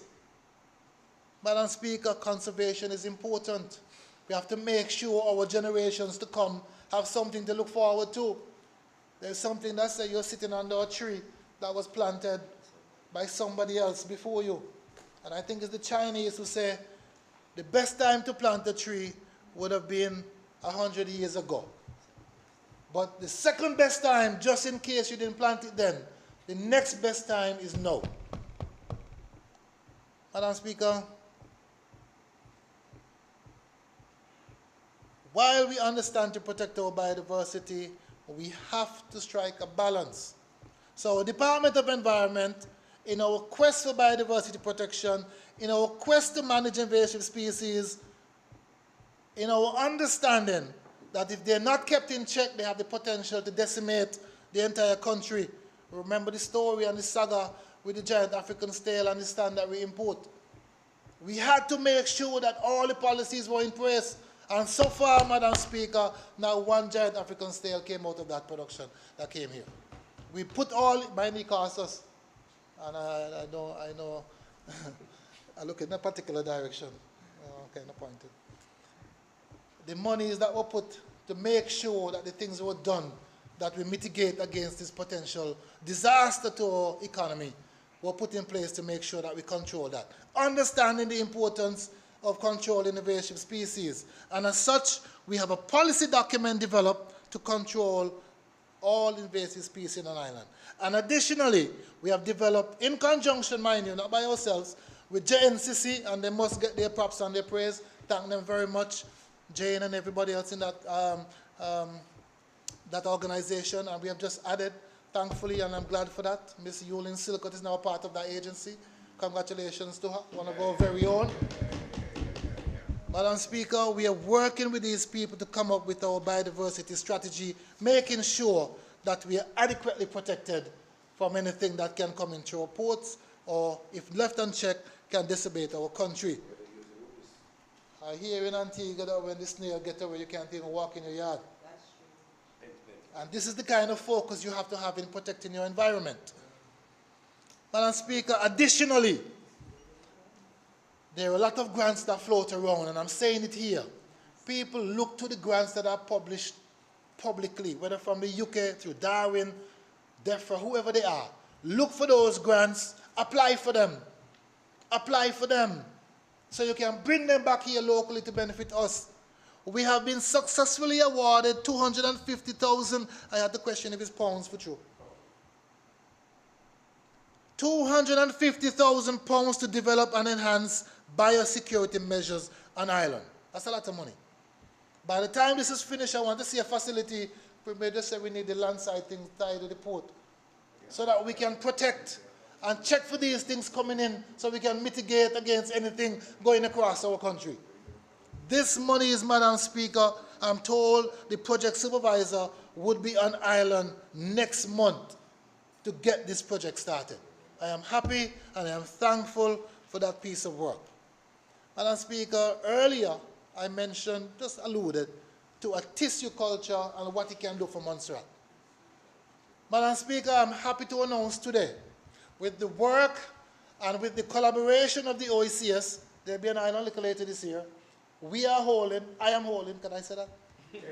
I am hosting, this government of Montserrat is hosting the OECS Agricultural, Honorable Hogan, and we are hosting this year in Montserrat. And I'm saying early to them, Mr. Chamberlain, if you're listening, looking in the camera, you're coming to implement. We are coming to see how we can further collaborate. So working with the OECS, Madam Speaker, the tissue culture lab and modern greenhouse facility we built right here in Montserrat. So I don't have to bring the 3,000 pineapples no more in my suitcase from St. Vincent or get them from Dominica.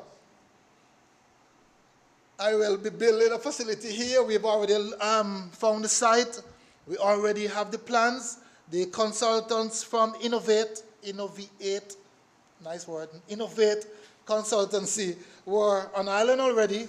We have already identified the site, and we are now awaiting the construction of this facility. This is collaboration. So when people say you travel, funded, I didn't say funded? I didn't it? Madam Speaker, this boy over there, he threw me off. They'll be here and be awaiting the construction later this year through Innovate Consultancy. We have the site already. We have allocated the space. It's just to get that project up and running. With the blessing of the OECS, let me thank the people who work there continuously.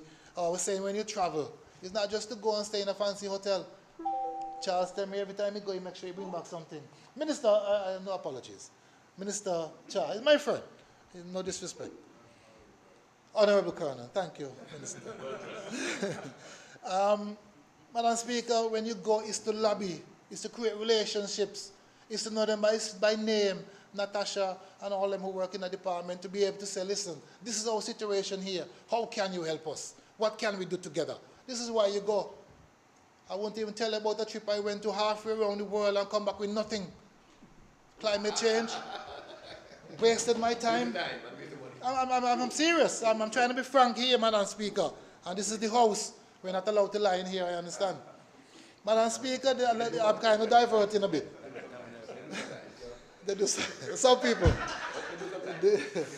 Madam Speaker, I could digress in a bit and maybe to catch my wind and drink a little water.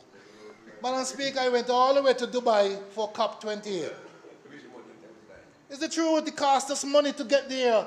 And when you reach there, the place is so big. It's like, okay. And the place, it was not, I have to be careful. How many COPs they've had for years to tackle climate change issues? How much times have we been pledging monies to tackle climate change? How many OTs, how many small island developing states have been struggling with loss and damage?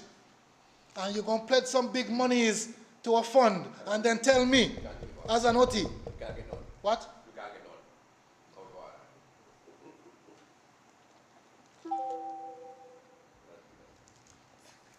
Amen. Madam Speaker, they say we came late. We should have been at the table earlier as the OTs. But they didn't know. They didn't know we exist. Madam Speaker, we'll be at the brunt of everything with climate change. Drought, rough sea, hurricane, everything we, the small island countries, and I implore whoever comes next, or whoever sits across from me next, I will be here. Thank you very much to the public. Yeah. Madam Speaker, I'm saying some things must not be politicized. Climate change issues, for the sake of God, must be a united conversation. Everybody, no care who you be. Let us make sure that we have access to these monies. When you give me money for loss and damage, what happened for the next year? And that will continue to come because you're not stopping it. Madam Speaker, since last year, get back on track. Since last year, we have been working on creating an artificial reef that will help to create some habitat. We always spoke about the work. We have found the location, the people were on island already. And now the technical team is ongoing in terms of the tendering process. This is where it's at, to have this built. There was 1.5 Barton Bay, I understand. We'll have this built, whether we're using the old cars or the old metal or that's up in the mouth. We will be creating the artificial reefs this year, Madam Speaker, in conjunction with the OECS. Sometimes you can't do it all by yourself. Madam Speaker, I am looking forward to this becoming a reality, even just for the diving and recreational side of tourism. You can go to that site and you can see. You control it at first. You can't fish it right away. You have to let it, what the word is, mature and develop. Madam Speaker, as part of our island's beautification drive, you all tell me to talk forever. Madam Speaker, as part of our island's beautification program, I am pleased to highlight that we have been working very closely with some communities to establish these green spaces, as we're calling them. There's one in Davy Hill, one in Salem, one in Lookout, and one in Barzies. I have to talk about Barzies a little bit different. I would not speak about the Lions and the people who should be managing. We work with you. And my friend will come. She will come. She knows what I'm speaking about. I want to work with you. I live in Barzies and I see how it looks. And I'm saying if you take on the responsibility for something, let me go too far. If you take on the responsibility for managing something that can benefit the entire country, just do it. Let me work with you. Let me help you. I live there. I will come and read the stuff for you too. But it's the Sunday morning. My screen gone. We'll work on it. Anyway, I'm pleased to highlight that the creation of our green space projects designed to engage our communities while enhancing habitats. I was told to read it and make sure I say it. While enhancing our habitats aesthetics is a testament of what we can achieve when we work together. And it's country again, don't politicize these things. Is everybody going to benefit from them? Madam Speaker, moving on. National Tree Planting Day, it began not under me. I met it. I think they say it's my Honorable Colonel in his time, back when he was minister. We use this opportunity to raise the importance about trees. I spoke about them before, to encourage persons to participate in reforestation efforts. Meanwhile, increasing the availability of fruits and ornamentals on island. In November 2023, as last year, we distributed over 1,800 ornamental and fruit trees which were propagated by the department's nursery, and I think they deserve a little recognition. The most ever, eh? And dragon fruit was a part of that, I said that before. Madam Speaker, to demonstrate that we are serious, to demonstrate that we are a caring people who understand if we are not effective as a public service, I am pleased to also report that we have been investing, keyword again, in training our staff in the management of invasive species, plant propagation, nursery management, endemic species identification, and plant specimen collection and storage. This is capacity building within your people. And no matter where they go from now on, if it's not in government, they have it. I propagated my own grafted mango tree the other day in the same training. It's growing. They keep telling me to carry it home though. Take it out to their place. I will carry it home. No, anybody take it up, they're going to be in trouble. But moving on. Madam Speaker, looking forward. The department will increase the propagation of fruit trees and ornamentals for green spaces and sale to the public, and we are actively sourcing disease-free citrus scions for grafting and supplicant sale. People don't want to wait the 15 years. They want grafted plants. And that's why we did the training. And that's why I went and bring back the cuttings in my bag. Madam Speaker, this year we'll be continuing, it started last year, we'll be continuing the implementation of our sustainable agro-forestry management program. So we have a forest of all kinds of other trees that are not really, we don't use them. But we are saying, if we integrate breadfruit trees, avocados, mangoes, limes within the forest structure, when you go for a hike, it's not just trees and cedar you can use and so. You can pick a fruit. And we have been working diligently with our ministry, our Department of Environment. Ms. Corbett, the team, Barry, Mr. Menz, thank you guys very, very, very much for the work that you have been putting in. You can see it. Visit them, ask them where it is. They're kind of young, but, give them time to go. Madam Speaker, we are also developing our legislation to make sure that biosecurity, in collaboration, not by ourselves, we're working with people who know, with Great Britain non-native secretariat, to make sure that whatever we put in place can benefit us, not just what they want, because they have a mandate of how much 30% by how much over a certain time. And I'm saying we have to protect our own country. Madam Speaker, furthermore, we'll be commencing enabling effective biosecurity in the Caribbean Overseas Territories project. This is another collaboration, again, with the Royal Society's Protection of Birds, RSPB. We work with them down at Old Roads, and unfortunately the river came down and destroyed it, but you could have seen the habitat that was created in that area. And we are hoping to have that replaced and repaired this year.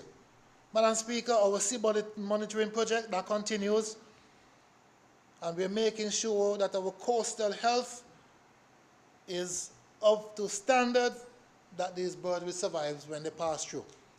We will also see the approval of our climate change and policy and action plan, benefiting Montserrat, of course, in our preparedness and our resilience to tackle anything when it comes, and to adapt to the inevitable changes of climate change. Madam Speaker, this is an important one.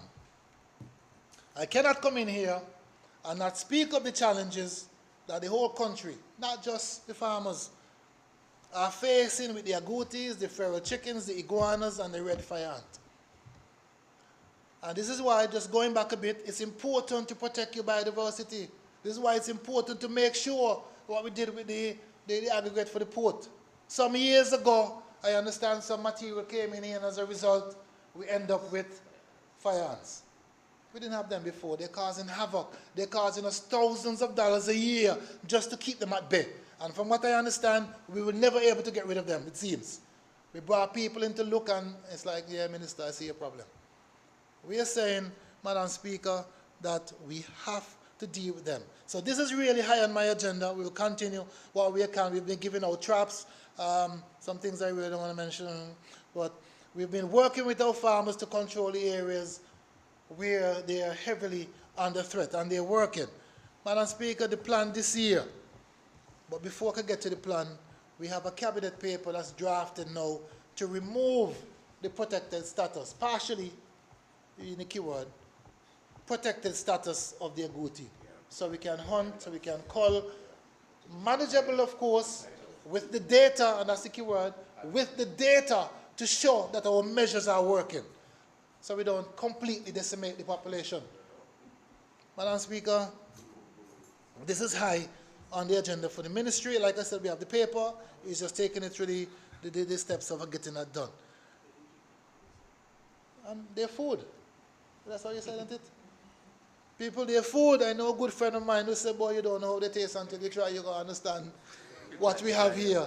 No. Some things, you know, it's kind of taboo. I hope nobody con me and give me and tell me later, to be frank. But I understand that they're edible. Everything from the Farrell chicken to the agouti to the iguana, and they're a source of food. Like I said, traditionally, Madam Speaker, like I said, we're establishing a bounty and cull. We haven't worked out how it's going to work yet. Don't know how much we can give. It's a $5 or $10, whatever it is, but we'll work it out. I think it was Cayman who did that with their iguana. And when they culled the millionth, is that the right word? Iguana, they had a display, so this is that 1 million that we have gotten rid of. When you drive to Cayman, the streets are manicured. I will get to that later. Dr. Sammy, you have some work to do. I want to drive to what looks like a golf course from here to Salem on both sides of the road. That's how Cayman looks, by the way. That's how they look, well manicured. Madam Speaker,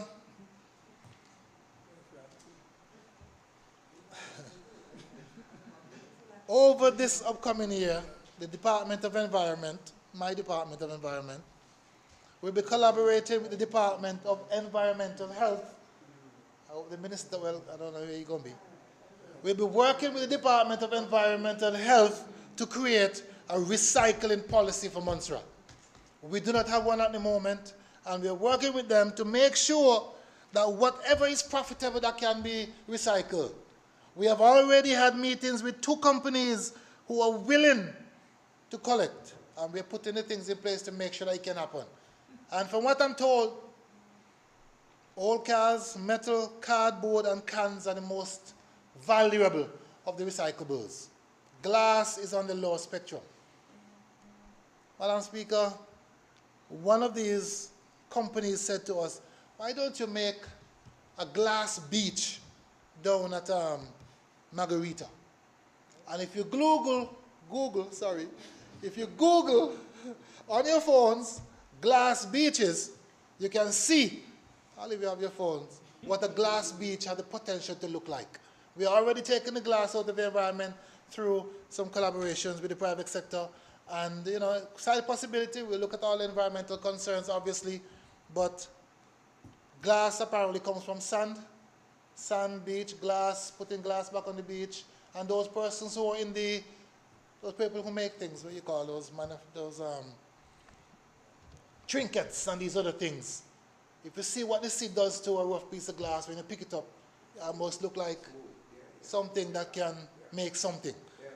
Possibilities are endless. Madam Speaker, so this recycling policy will come, and like I said, it's a collaboration. It was a cabinet decision to work with the environmental department and our environment department. This is just another avenue of revenue generation and creating employment with the recyclables. There are things to look forward for. I think Minister spoke of persons who sit around. There are things that you can do, pick up these things, and we'll figure out how you can be compensated for them. Madam Speaker, we're not said that yet, I'll wait until the end. Margarita Bay, I mentioned it just now with the glass beach. Margarita Bay has been an area of neglect for years. Several little entities, even me myself in my first year, we went down to try to clean that beach. And this is a beach that will continue to need cleaning for time to come. It's just how the currents and the tides work. Everything from every other country seems to wash up on that particular beach. From seaweed to all this and all that on that beach.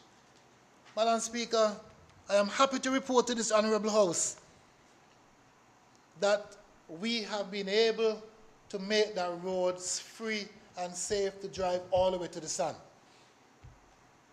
And I get my kind of praise in here to the boy. Madam Speaker, we can now drive from the top of the concrete road all the way down to the beach. And we have been, what's the word, strategic, working with the private agency who did it, in creating some much needed drainage system for, we have been strategic in working with this company to create some drainage system to make sure that whatever water runs underneath, so you can drive straight over without walking through. I could call his name, is Jackson. He said, Minister, when you go fix Margarita, can't get to go fishing through all the weeds and the bush. Can't get down to the beach, not even for tourism. Now you can drive straight down to that beach.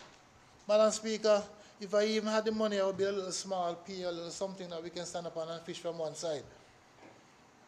But I will personally, and I'm saying it because I know I have them and they're easy to find, and somebody promised me, thank you, sir, 50 coconut trees to make in that area one of our best green spaces, one of our best recreational area, contributing, of course, to building our ecosystem on island. So already there, the birds already visit, it's only fitting that we add some coconuts and some fruit trees, some grapes, some mangroves, understanding how they work in the environment. Moving on. Land management, physical planning, and development. Madam Speaker, that department is driving Montserrat future with practical, forward-thinking initiatives that both prioritize modernization and sustainability. The staff in those areas, physical planning, surveying, GIS, they have been making sure that we move forward modern and still sustainable at the same time. Over the last year, lands and surveying departments have made a huge stride in digitization. If you wanted to go down to land registry right now, you can go online and access or complete your land registration because we've gone completely digital, not just Honorable Sam here working with you. We've been working with, of course, Impacts for Justice, give them their credit, to make sure that our land registry files, when you pick up one of the old land deed certificate things, Madam Darcy, we know what they look like. They're fragile, they're old, they're falling apart. So we went in, we got some interns, we got some young people, we scanned those documents, all of them. You go in there, running out of space with the amount of paper and how old, from how long. And Minister Kerner will tell you, people kill people over land, if these things disappear and so. Yeah. So we're saying the importance of this is immense. You just can't understate it. And we have gone in and we have digitized those records. So, sticking to script, you can make your survey requests. You can access your documents all online. Check it out, people. And we didn't just stop there. We have piloted the use of geographic information system technologies to enhance the data management, the analysis capabilities, and the land management projects. In recognizing the importance of reliable survey information, as I was saying, the plans this year include to reintroduce and modernize the GPS systems for accurate data collection and mapping. We will continue to expand our online platforms by moving to an automated program which will enhance efficiency and productivity. Madam Speaker, this very same department has already introduced advanced soil surveying techniques through the use of drones and aerial surveying methods to capture detailed land information. No longer having to go all the way up to the bush to find the spot, we can now do it through drones, and I want to thank that department for the work that they have been doing. Now, recognizing the need for practical laws, we are modernizing our legislation again, starting with our building codes and our mining sector regulations to keep pace with regional standards. Housing development, agriculture, lands, housing, environment, and nearly there. Madam Speaker, for years, the issues of housing have been plaguing the government of Montserrat. I don't know if I have to go back just to the volcano to know. But for years, Madam Speaker, the issues of housing on this island have been plaguing us, giving us hells in addressing all the challenges. From my diaspora people who have relocated and saying, how are we going to get back? We don't have no house.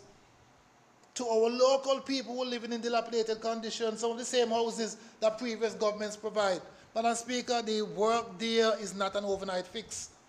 But we have made giant strides. We have done a lot of work. And in the progress, I'm going to get to it later, in the process, provided those very same shovel-ready jobs. That's a word that's been tossed around regularly. I'm going to tell you the amount of people and the amount of money too. People have been working, finding ways, sometimes when you call them, the man say, boy, minister, boy, I can't even bother tender because I'm busy. And this is facts. This is facts. I'm saying that people have been working over there. Madam Speaker, there's a little political thing in here, but... What do you think, boy? Madam Speaker, it's my friend Romeo. He's my good friend. We go to the same church. Sometimes, when he chastises me inside here, I want to know if this is the same man that was in politics or in government before me. Madam Speaker, I made $335,000+ that was sitting. Honorable Hogan and Honorable Osborne can verify. I think they tried and they didn't get through. Why? I'm not getting into that, so I don't know. I'm saying money was sitting to continue some work that was left by a past administration. No, he's my good friend and family. Madam Speaker, Madam Speaker, we have used these funds to significantly improve the living conditions of persons who are in those houses. Yeah. That money is no more. We've spent that, that's gone. And we didn't just stop there. Madam Speaker, very little had been done to address the myriad of issues plaguing the social housing stock. But since I am a hands-on person, I'm not much of a talker. I'm talking to them because I have to. Let your work speak for you, work in silence and let them see. Madam Speaker, part of government, let me make sure I'm saying this right. We got to work from day one. We successfully rehabilitated, upgraded, and improved, and reintroduced, that's a new different part. Because some of the houses were sitting so long in bad condition, and maybe I need to say it here to the people, take care of the houses, their government houses.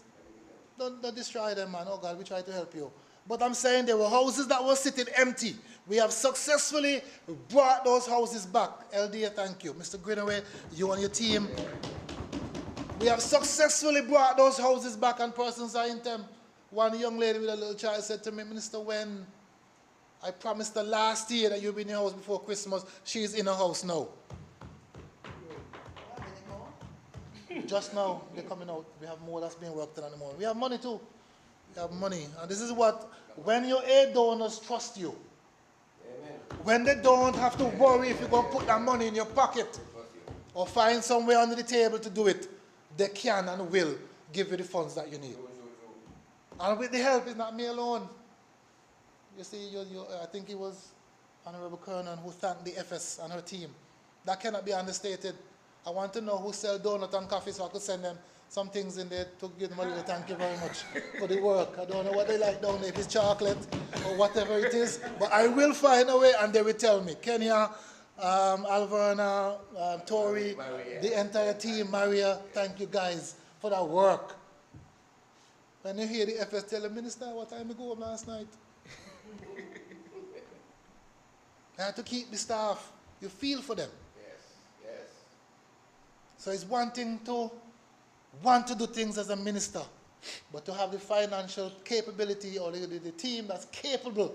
Sometimes when you listen to them talk, it's like, yes, I hear you. So that's their field. But we have been working with them. Madam Speaker, sticking to script. We have successfully rehabilitated, we said that. They have been dormant, we said that. $2.3 million, that's the figure here. 51 homes in total, 21 410 units, 4 Shinlands apartment. I'm not making this up. And then, you know, because me one kind of man. It's the truth. I always want more. I always want to do more. So sometimes I stress my very own staff that I want to let me not like them. I love all of you. Madam Speaker, they have been working 16 lookout 2 apartments, 7 lookout warden apartments, 2 CARICOM 3-bed units that were empty, 1 lookout 2 bedroom units. rehabilitated, refurbished, made safe, railings that were falling on, overhand eaves. And sometimes you wonder, children inside the house there with the rusty steel that's broken off. I couldn't do nothing about it. Sorry, I couldn't come there and not do anything about it. I had to do something about it. Madam Speaker, and then they go ask me question about, what's the word? No, I can tell you what they use. Not rehabilitating, renovating. That was the word. And tell me, read the answers reported on the paper. Can't change the word. The staff made a mistake and said we were renovating, meaning changing how they look. All we did was repair, make them safe and habitable for people to live in. And then they will still ask me if they're hurricane resistant and worthy. But every nail you drive in a ply would make it stronger. Every time you build up something, you make it stronger. And we have been doing that for years. Yes, plenty of them want brought down and build over. Separate too, I'm going to say them again. That's probably where we get the most of those funds, and we have done, we'll get to that later on. We have done the work that they said that we should do, that the administration before me did not do. 2 brand new consultancies start from scratch. They basically tell me, we're not building no more until you do this. Take me a while to get it done, but it's done, Madam Speaker. We have those in hands, and I believe it's later on to come. Madam Speaker, this substantial investment directly improves and impacts the lives of people, not goat and sheep. So when you're asking me why, I said, but it's people in there, what you want me to do? Left them? Madam Speaker, these funds were sourced from recurrent budgets, capital budgets, and shrewd negotiation with our benefactors for both corrective maintenance and new, I'm going to get to that, new construction. The room silent, isn't it? Talking the truth. Madam Speaker, right now, and the FS can back me up, right now the houses just below Arrow's man shop have been identified as needing serious repairs. We are rediverting some funds, I shouldn't call some people's name in the house. We are coming. Man, show me the pictures. Look, Minister, I said, boy, we try. We have the funding now to rehabilitate those houses just below Arrow's man shop in a little general area, some old family units that were, that people are living in. And we have to make them habitable until we can give them something new. And don't tell me about wasting money when we're talking about people's lives. Madam Speaker, I said that. I have not forgotten them, I've said that. Again, let me take some time. Madam P.S. Beverly-Menz, Mr. Greenaway, thank you all for the work. Thank you all for writing those papers and making sure that everything was in order, that they can pass through the scrutiny. Sometimes our own scrutiny, delay our progresses sometimes.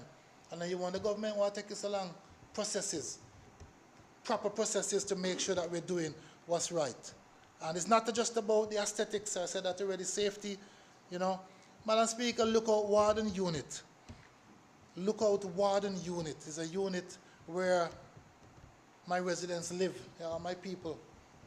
We have spent, let me not tell you what we spent yet. Madam Speaker, these are vulnerable persons who can help themselves in some instances, but they need the government to step in and help them. We have rehabilitated the railings, have his mercy. You met railings in Lookout Warden that were made of wood falling upon the side when I came into government. Railings for people to hold on. I'm not, listen, I don't want to say them something. Madam Speaker, these railings have been ignored. We have rehabilitated, I'll be figured later on, but I'm going to tell you how much people first. 21 contractors and 139 workers.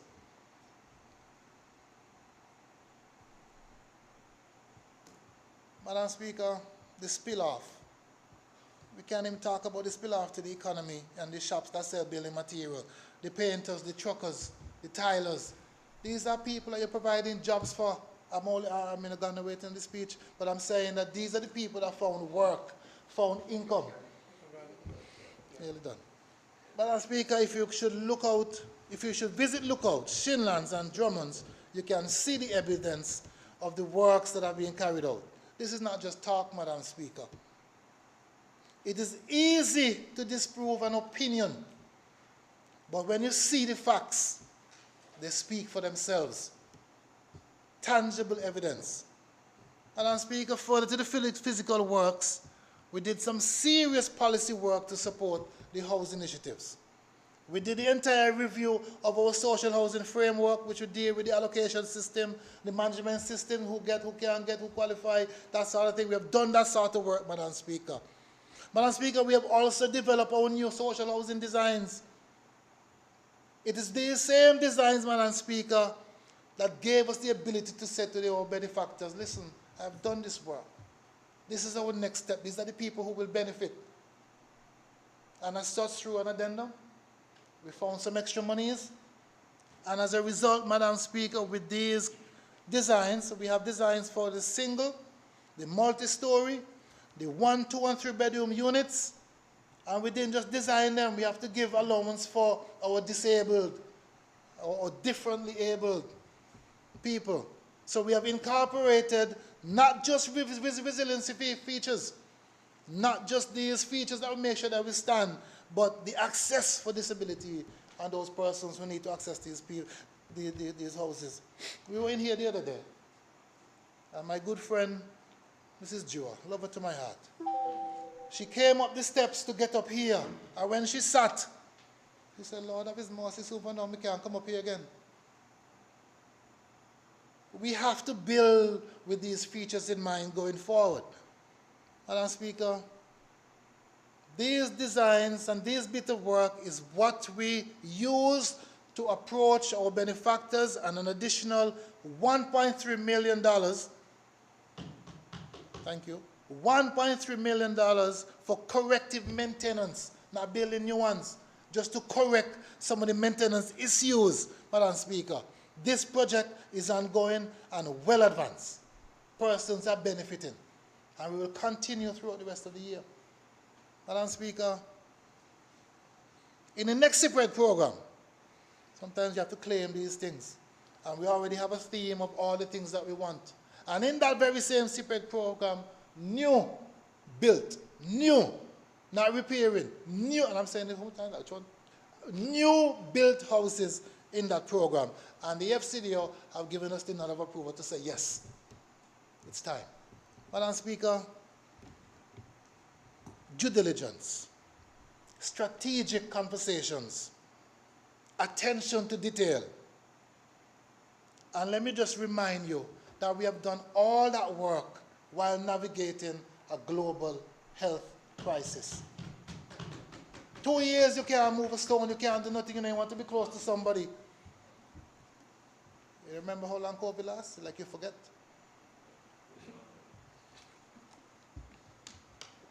Madam Speaker,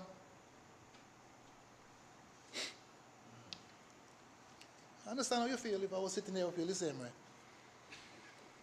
Madam Speaker, this $1.3 million project has provided the necessary boost to the economy, providing shovel-ready jobs, but most importantly, Madam Speaker, it will bring these government housing to a minimum decency standard that we are obligated as a government to provide.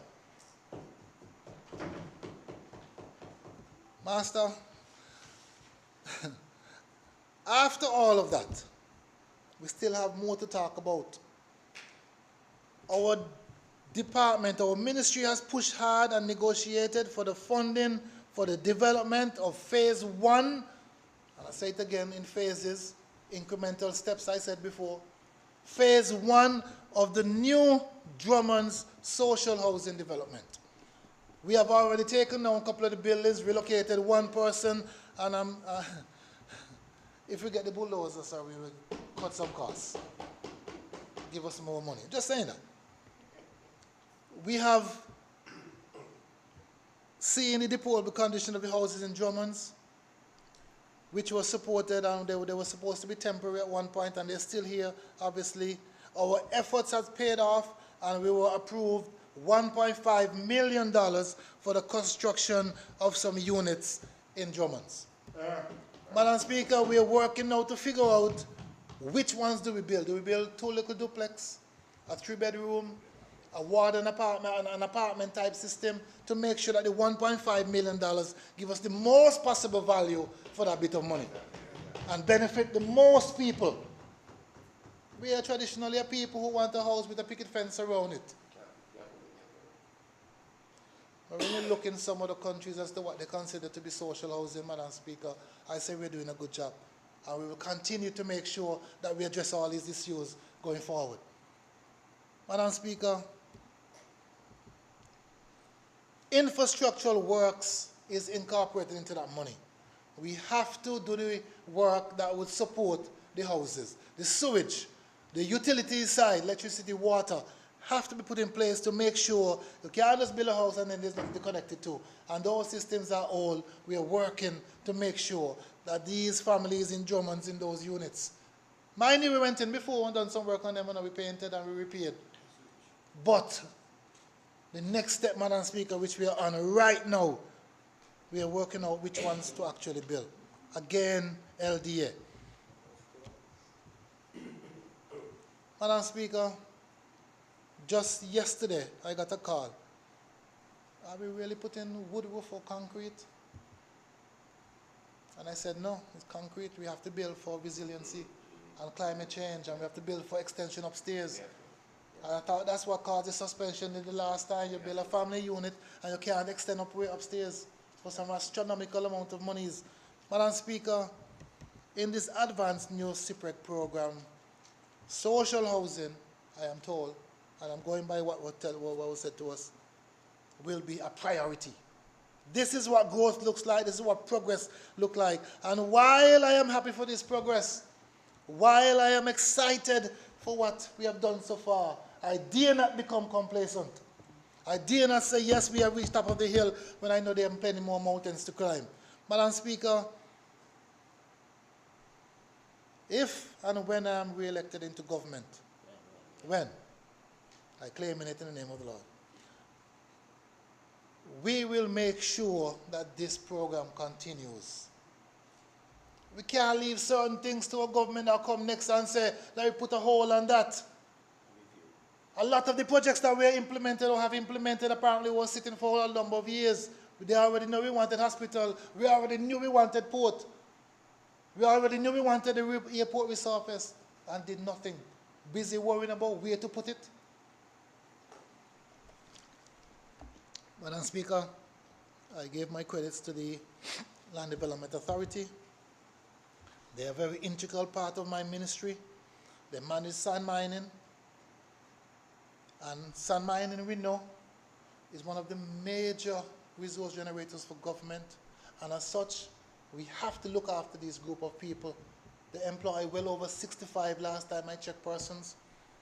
Very important for revenue generation, for export, for job creation. Madam Speaker, we have went in, we have, when I got here, Madam Speaker, after a cabinet I went home and I got some calls from some miners. Why you shut down mining on us? I said, what?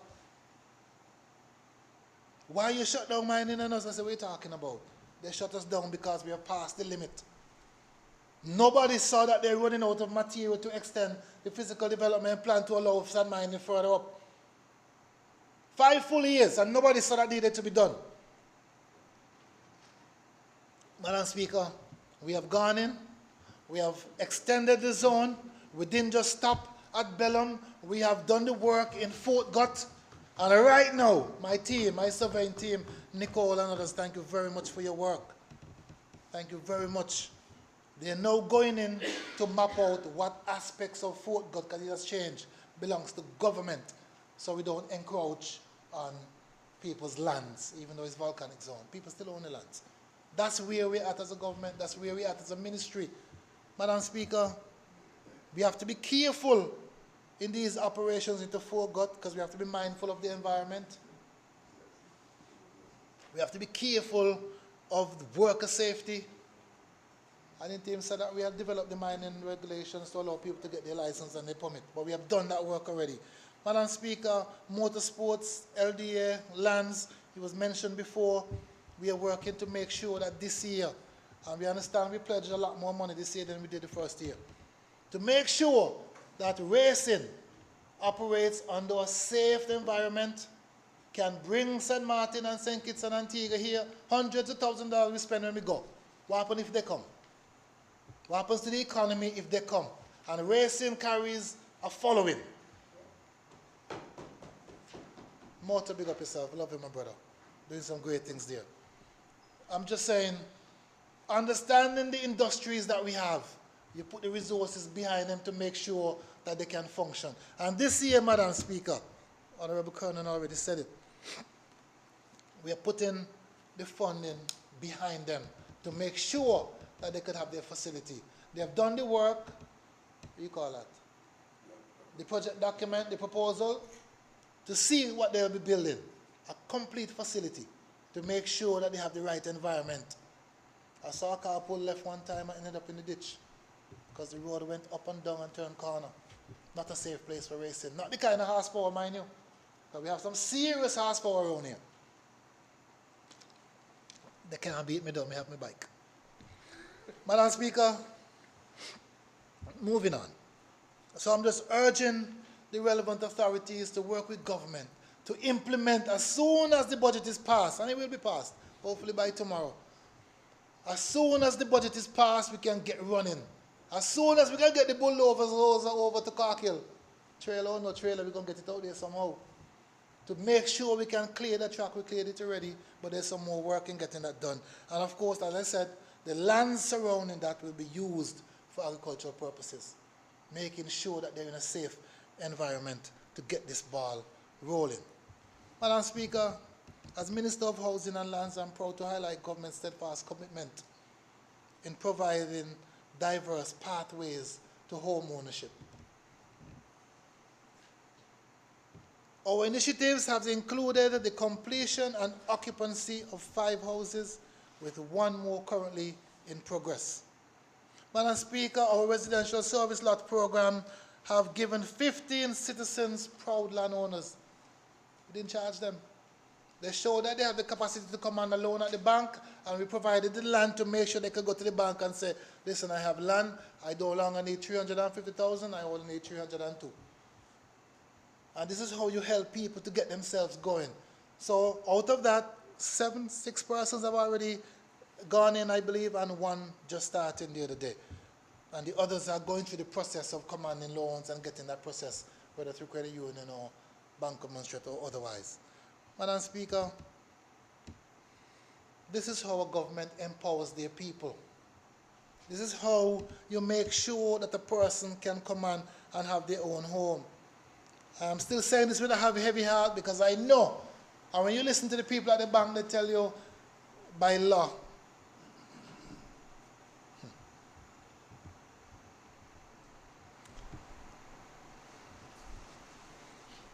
Separate and apart to these additional, separate and apart to what I've just mentioned, there is an additional 15 persons who received duty-free concessions on building materials under SRNO 47 of 2020. Look it up. Valued at $600,000, we have been able to accomplish all of this, Madam Speaker, despite the suspension that we inherited. Again, I say work in silence and let your success do the talking. Madam Speaker, our elderly, our mentally channels, our household with special needs is of high importance. Over the past 4 years, we have undertaken 52 home repairs to such vulnerable individuals, amounting to approximately $520,000. This is facts. This is money spent to help people out of the situations they're in. Madam Speaker, dignified living conditions is not something that you politicize. These are people we're talking about, and we, as such, we have constructed 12 toilets and bathrooms, totaling approximately $300,000. Madam Speaker, my goal by the end of 2024 is to make sure that there is no household on Montserrat who don't have an indoor or a facility that they can use. Not in this day and age.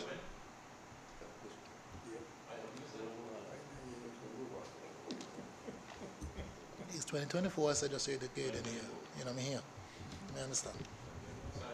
I understand, that's fine.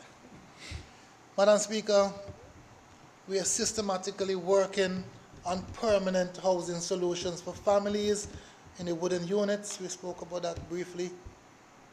We have done extensive reports to 14 family units over the period at about $380,000. Madam Speaker, we have ensured, and sometimes when you ask the question in here, like you want to throw your shoes. Madam Speaker, we have ensured that our housing assistance program has been continually funded. And under this program, we are able to reduce the growing numbers of persons, sorry, throat getting dry, through an injection of over $400,000 under or to cover the three schemes: the material grants, the financial assistance, the home improvement grants. And that one, Madam Speaker, we never have enough in that one. People keep coming, a kitchen falling down, a thing not working, this and that, a door. And we have been using monies up to $10,000 to assist these persons. 29 persons have received grants total $395,000 under the program to date. 29. Madam Speaker, we want to make sure that we could have assisted more individuals, so we made case for more monies, and we received through Finance, Minister of Finance, thank you very much, an additional $305,000 in order to continue the program. Thank you, sir. Paying attention. You're a good lad. Thank you.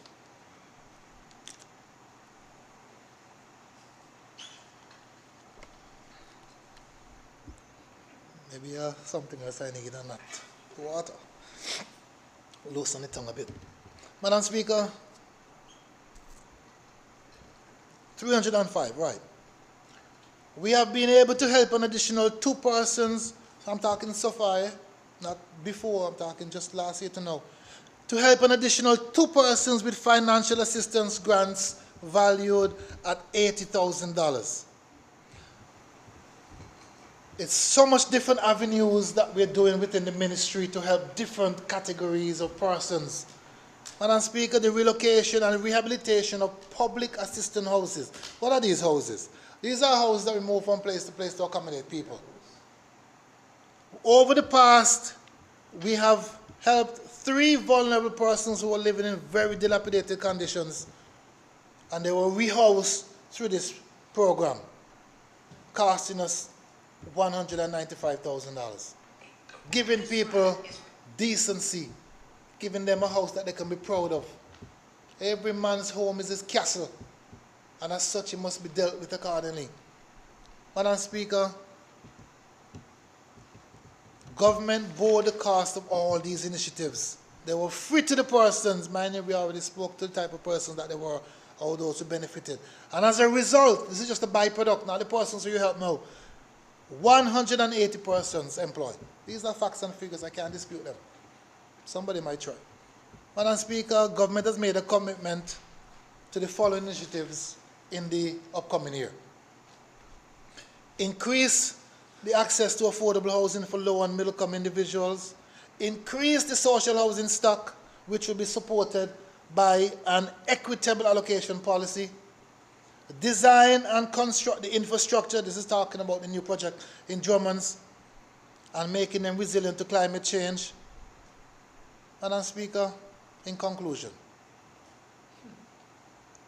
our government have been making the steadfast dedication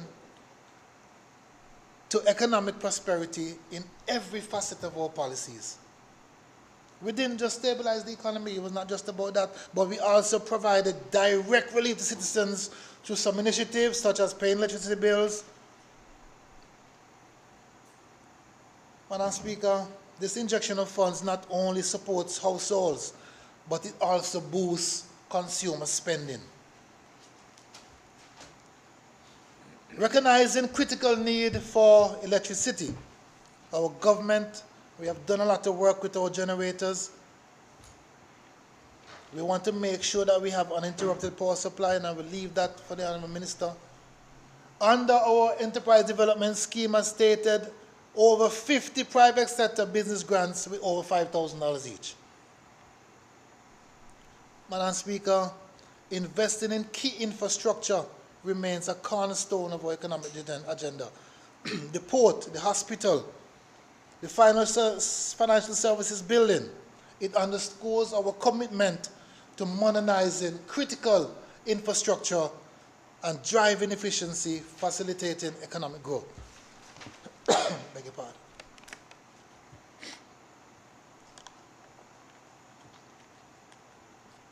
This is a testament to the forward-thinking approach, and I understand one of the achievements that we can boast, because I know that the tenders are in and they're closed, our Parliament building.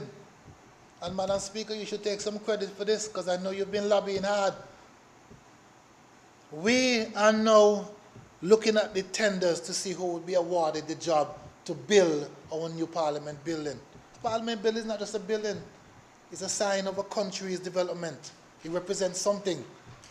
Coming here, last time I said they only saw my feet, somebody got vexed with me. Lady said, oh, I saw you in Parliament, and all I could have seen was your feet and your head. Anyway, Madam Speaker, our dedication to fair wages and social welfare is unwavering. 3% the year before, 3% this year, incremental steps. We can't do it all at once. I would love to give you the 20% that you deserve. But I'm saying incremental steps, we're getting there. We're increasing it every chance we get. We're ensuring that our citizens, our hardworking people in our service are duly compensated for their contributions to our nation's progress. Nothing we can do as a government can be done without your service, your civil service. And this is why we have to pay them the attention they deserve, our police, our firemen, our teachers, our cleaners, all aspects of the service, Madam Speaker. Madam Speaker, we have been addressing our social housing needs. Over 60 social homes revamped and upgraded. Not only just providing shelter, but revitalizing communities and promoting social cohesion. Sports development within this bill, you will note an injunction offense. I spoke to that before. Our basketball complex, I don't know how the minister forget. Oh, he did say it. He did say it. He did say it. And Madam Dorset is there to come. Thank you very much. Can I call it a day that I will not? I can? Yes. She's to come next, yes. Madam Mustafa. Only she understands that. Madam Speaker, I play basketball on a Sunday morning. A little sweat with the older guys, Vakel and one of these guys. And the floor is in a deplorable condition. I've been lobbying for quite some years, and we have been blessed with some money to finally replace that old tile, Jensen could help me, that tile-like surface, that's slippery. We are putting, and I spoke to Mr. Parley yesterday, he said, Minister, I will try. We are putting a hardwood floor, if I have my way, inside that building. When the people from St. Kitts and Antigua come, they say, boy, we want one over there too. We have a decent facility here, and we are making it comfortable and safe for the people who use it. I have the one shoes for the last 5 years on that surface. Before that. Madam Speaker, we've talked about the racetrack, the sports I was on in terms of things that we have done. Lookout and Davyhill and Drummonds. In Lookout, we have a facility there that has been abandoned for years. This government has put the monies there to make sure that this year, the Lookout tennis court and the basketball court will be resurfaced and fenced. Somebody goes to say, oh, it's election year. Remember, I said it's incremental steps. When you have priorities, you have to pick out the things that are most important to you because you don't have the amount of money to do all one time. And that's what we have been doing for the last couple of years. Taking off the things that are most important, and as the FS and them just say, preventing collapse. Making sure that we take care of those things that are most important. How much money we gave Mull? What is more important, Mull or a basketball court? Children have to have their place, I understand, but I'm saying that this year we have the funds available, and somebody will tell you later that one of the biggest budgets that we've had. And then we have to judge between a ferry, everybody going to talk about that too. Right now the numbers are so far down, but I'm saying, what is important to you? What will you sacrifice because of what you have? To make sure that your people who are here on island can access these facilities and be comfortable. I will give up half my budget to make sure Sammy fix all the roads tomorrow. Because that's important to everybody. And by the way, thank you, sir. I drove out of Basis this morning, so my friend Dav, I love you, my brother. He just keep me on my toes. Go fix the pothole in front of my house. He said, it's true, I have a big pothole right there, but everybody's got pothole. Told me to go fix mine. I left the rest. I'm just saying, I drove out of Basis this morning on my way here, and I was pleasantly surprised to see the team blowing out the, before they put in the hot mix. I tell them, thank you very much, I'm glad to see you. True, this morning, anybody drive through there, take your time because they're working in there today. That road after today will be better. That's what you do with the monies that you have, doing the things that are important, that everybody can benefit from. Screen on that. Madam Speaker. Right. Talked about the shelters and making sure I didn't leave anything. No. Injection of funds into rehabilitation of the complex, I've just said that. Enhancing sport, encouraging sports tourism. Minister have said that, I have said that too. The 4 young men have gone, the young men that have went off overseas, doing really great things out there. And they're doing well, eh? Mind you, they're doing well. When you see Jordan, it's like, what? Boy, got NBA potential, boy. Look good, look good. Product of our training. People like Jenzel and Bevan and these guys who have been pouring into them for years, we're now seeing the success that can happen when you look after your youth. Furthermore, Madam Speaker, our commitment to empower citizens, we have restructured the tax system. People can carry home more monies when they file for it.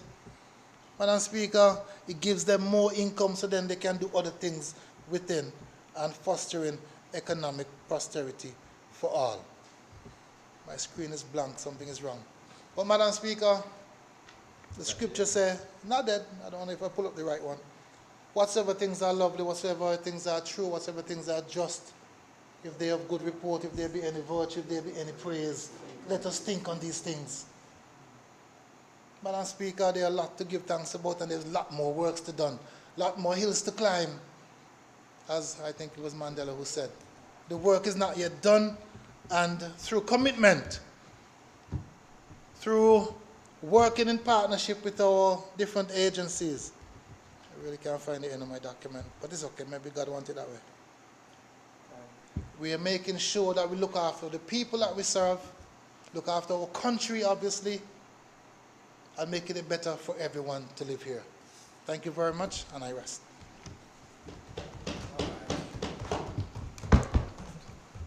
Who wants the podium?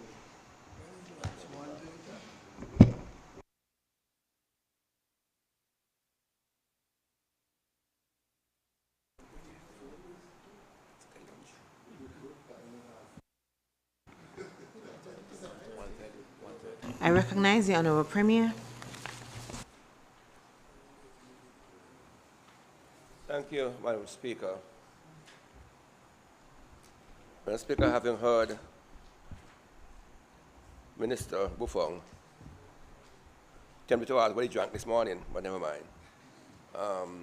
I move that we move I wish to move a motion, Madam Speaker, for the adjournment of this House for lunch until 12:30, until 1:30, sorry, 1:30. Lunch until 1:30. I recognize the Deputy Premier. Thank you, Madam Speaker. Madam Speaker, I rise to second the motion for the adjournment of this Honourable House for lunch until 1:30. It has been moved and seconded that this Honourable House stands adjourned for lunch until 1:30. All those in favour say aye. All those opposed nay. And the ayes have it. Will stand adjourned for lunch until 1:30.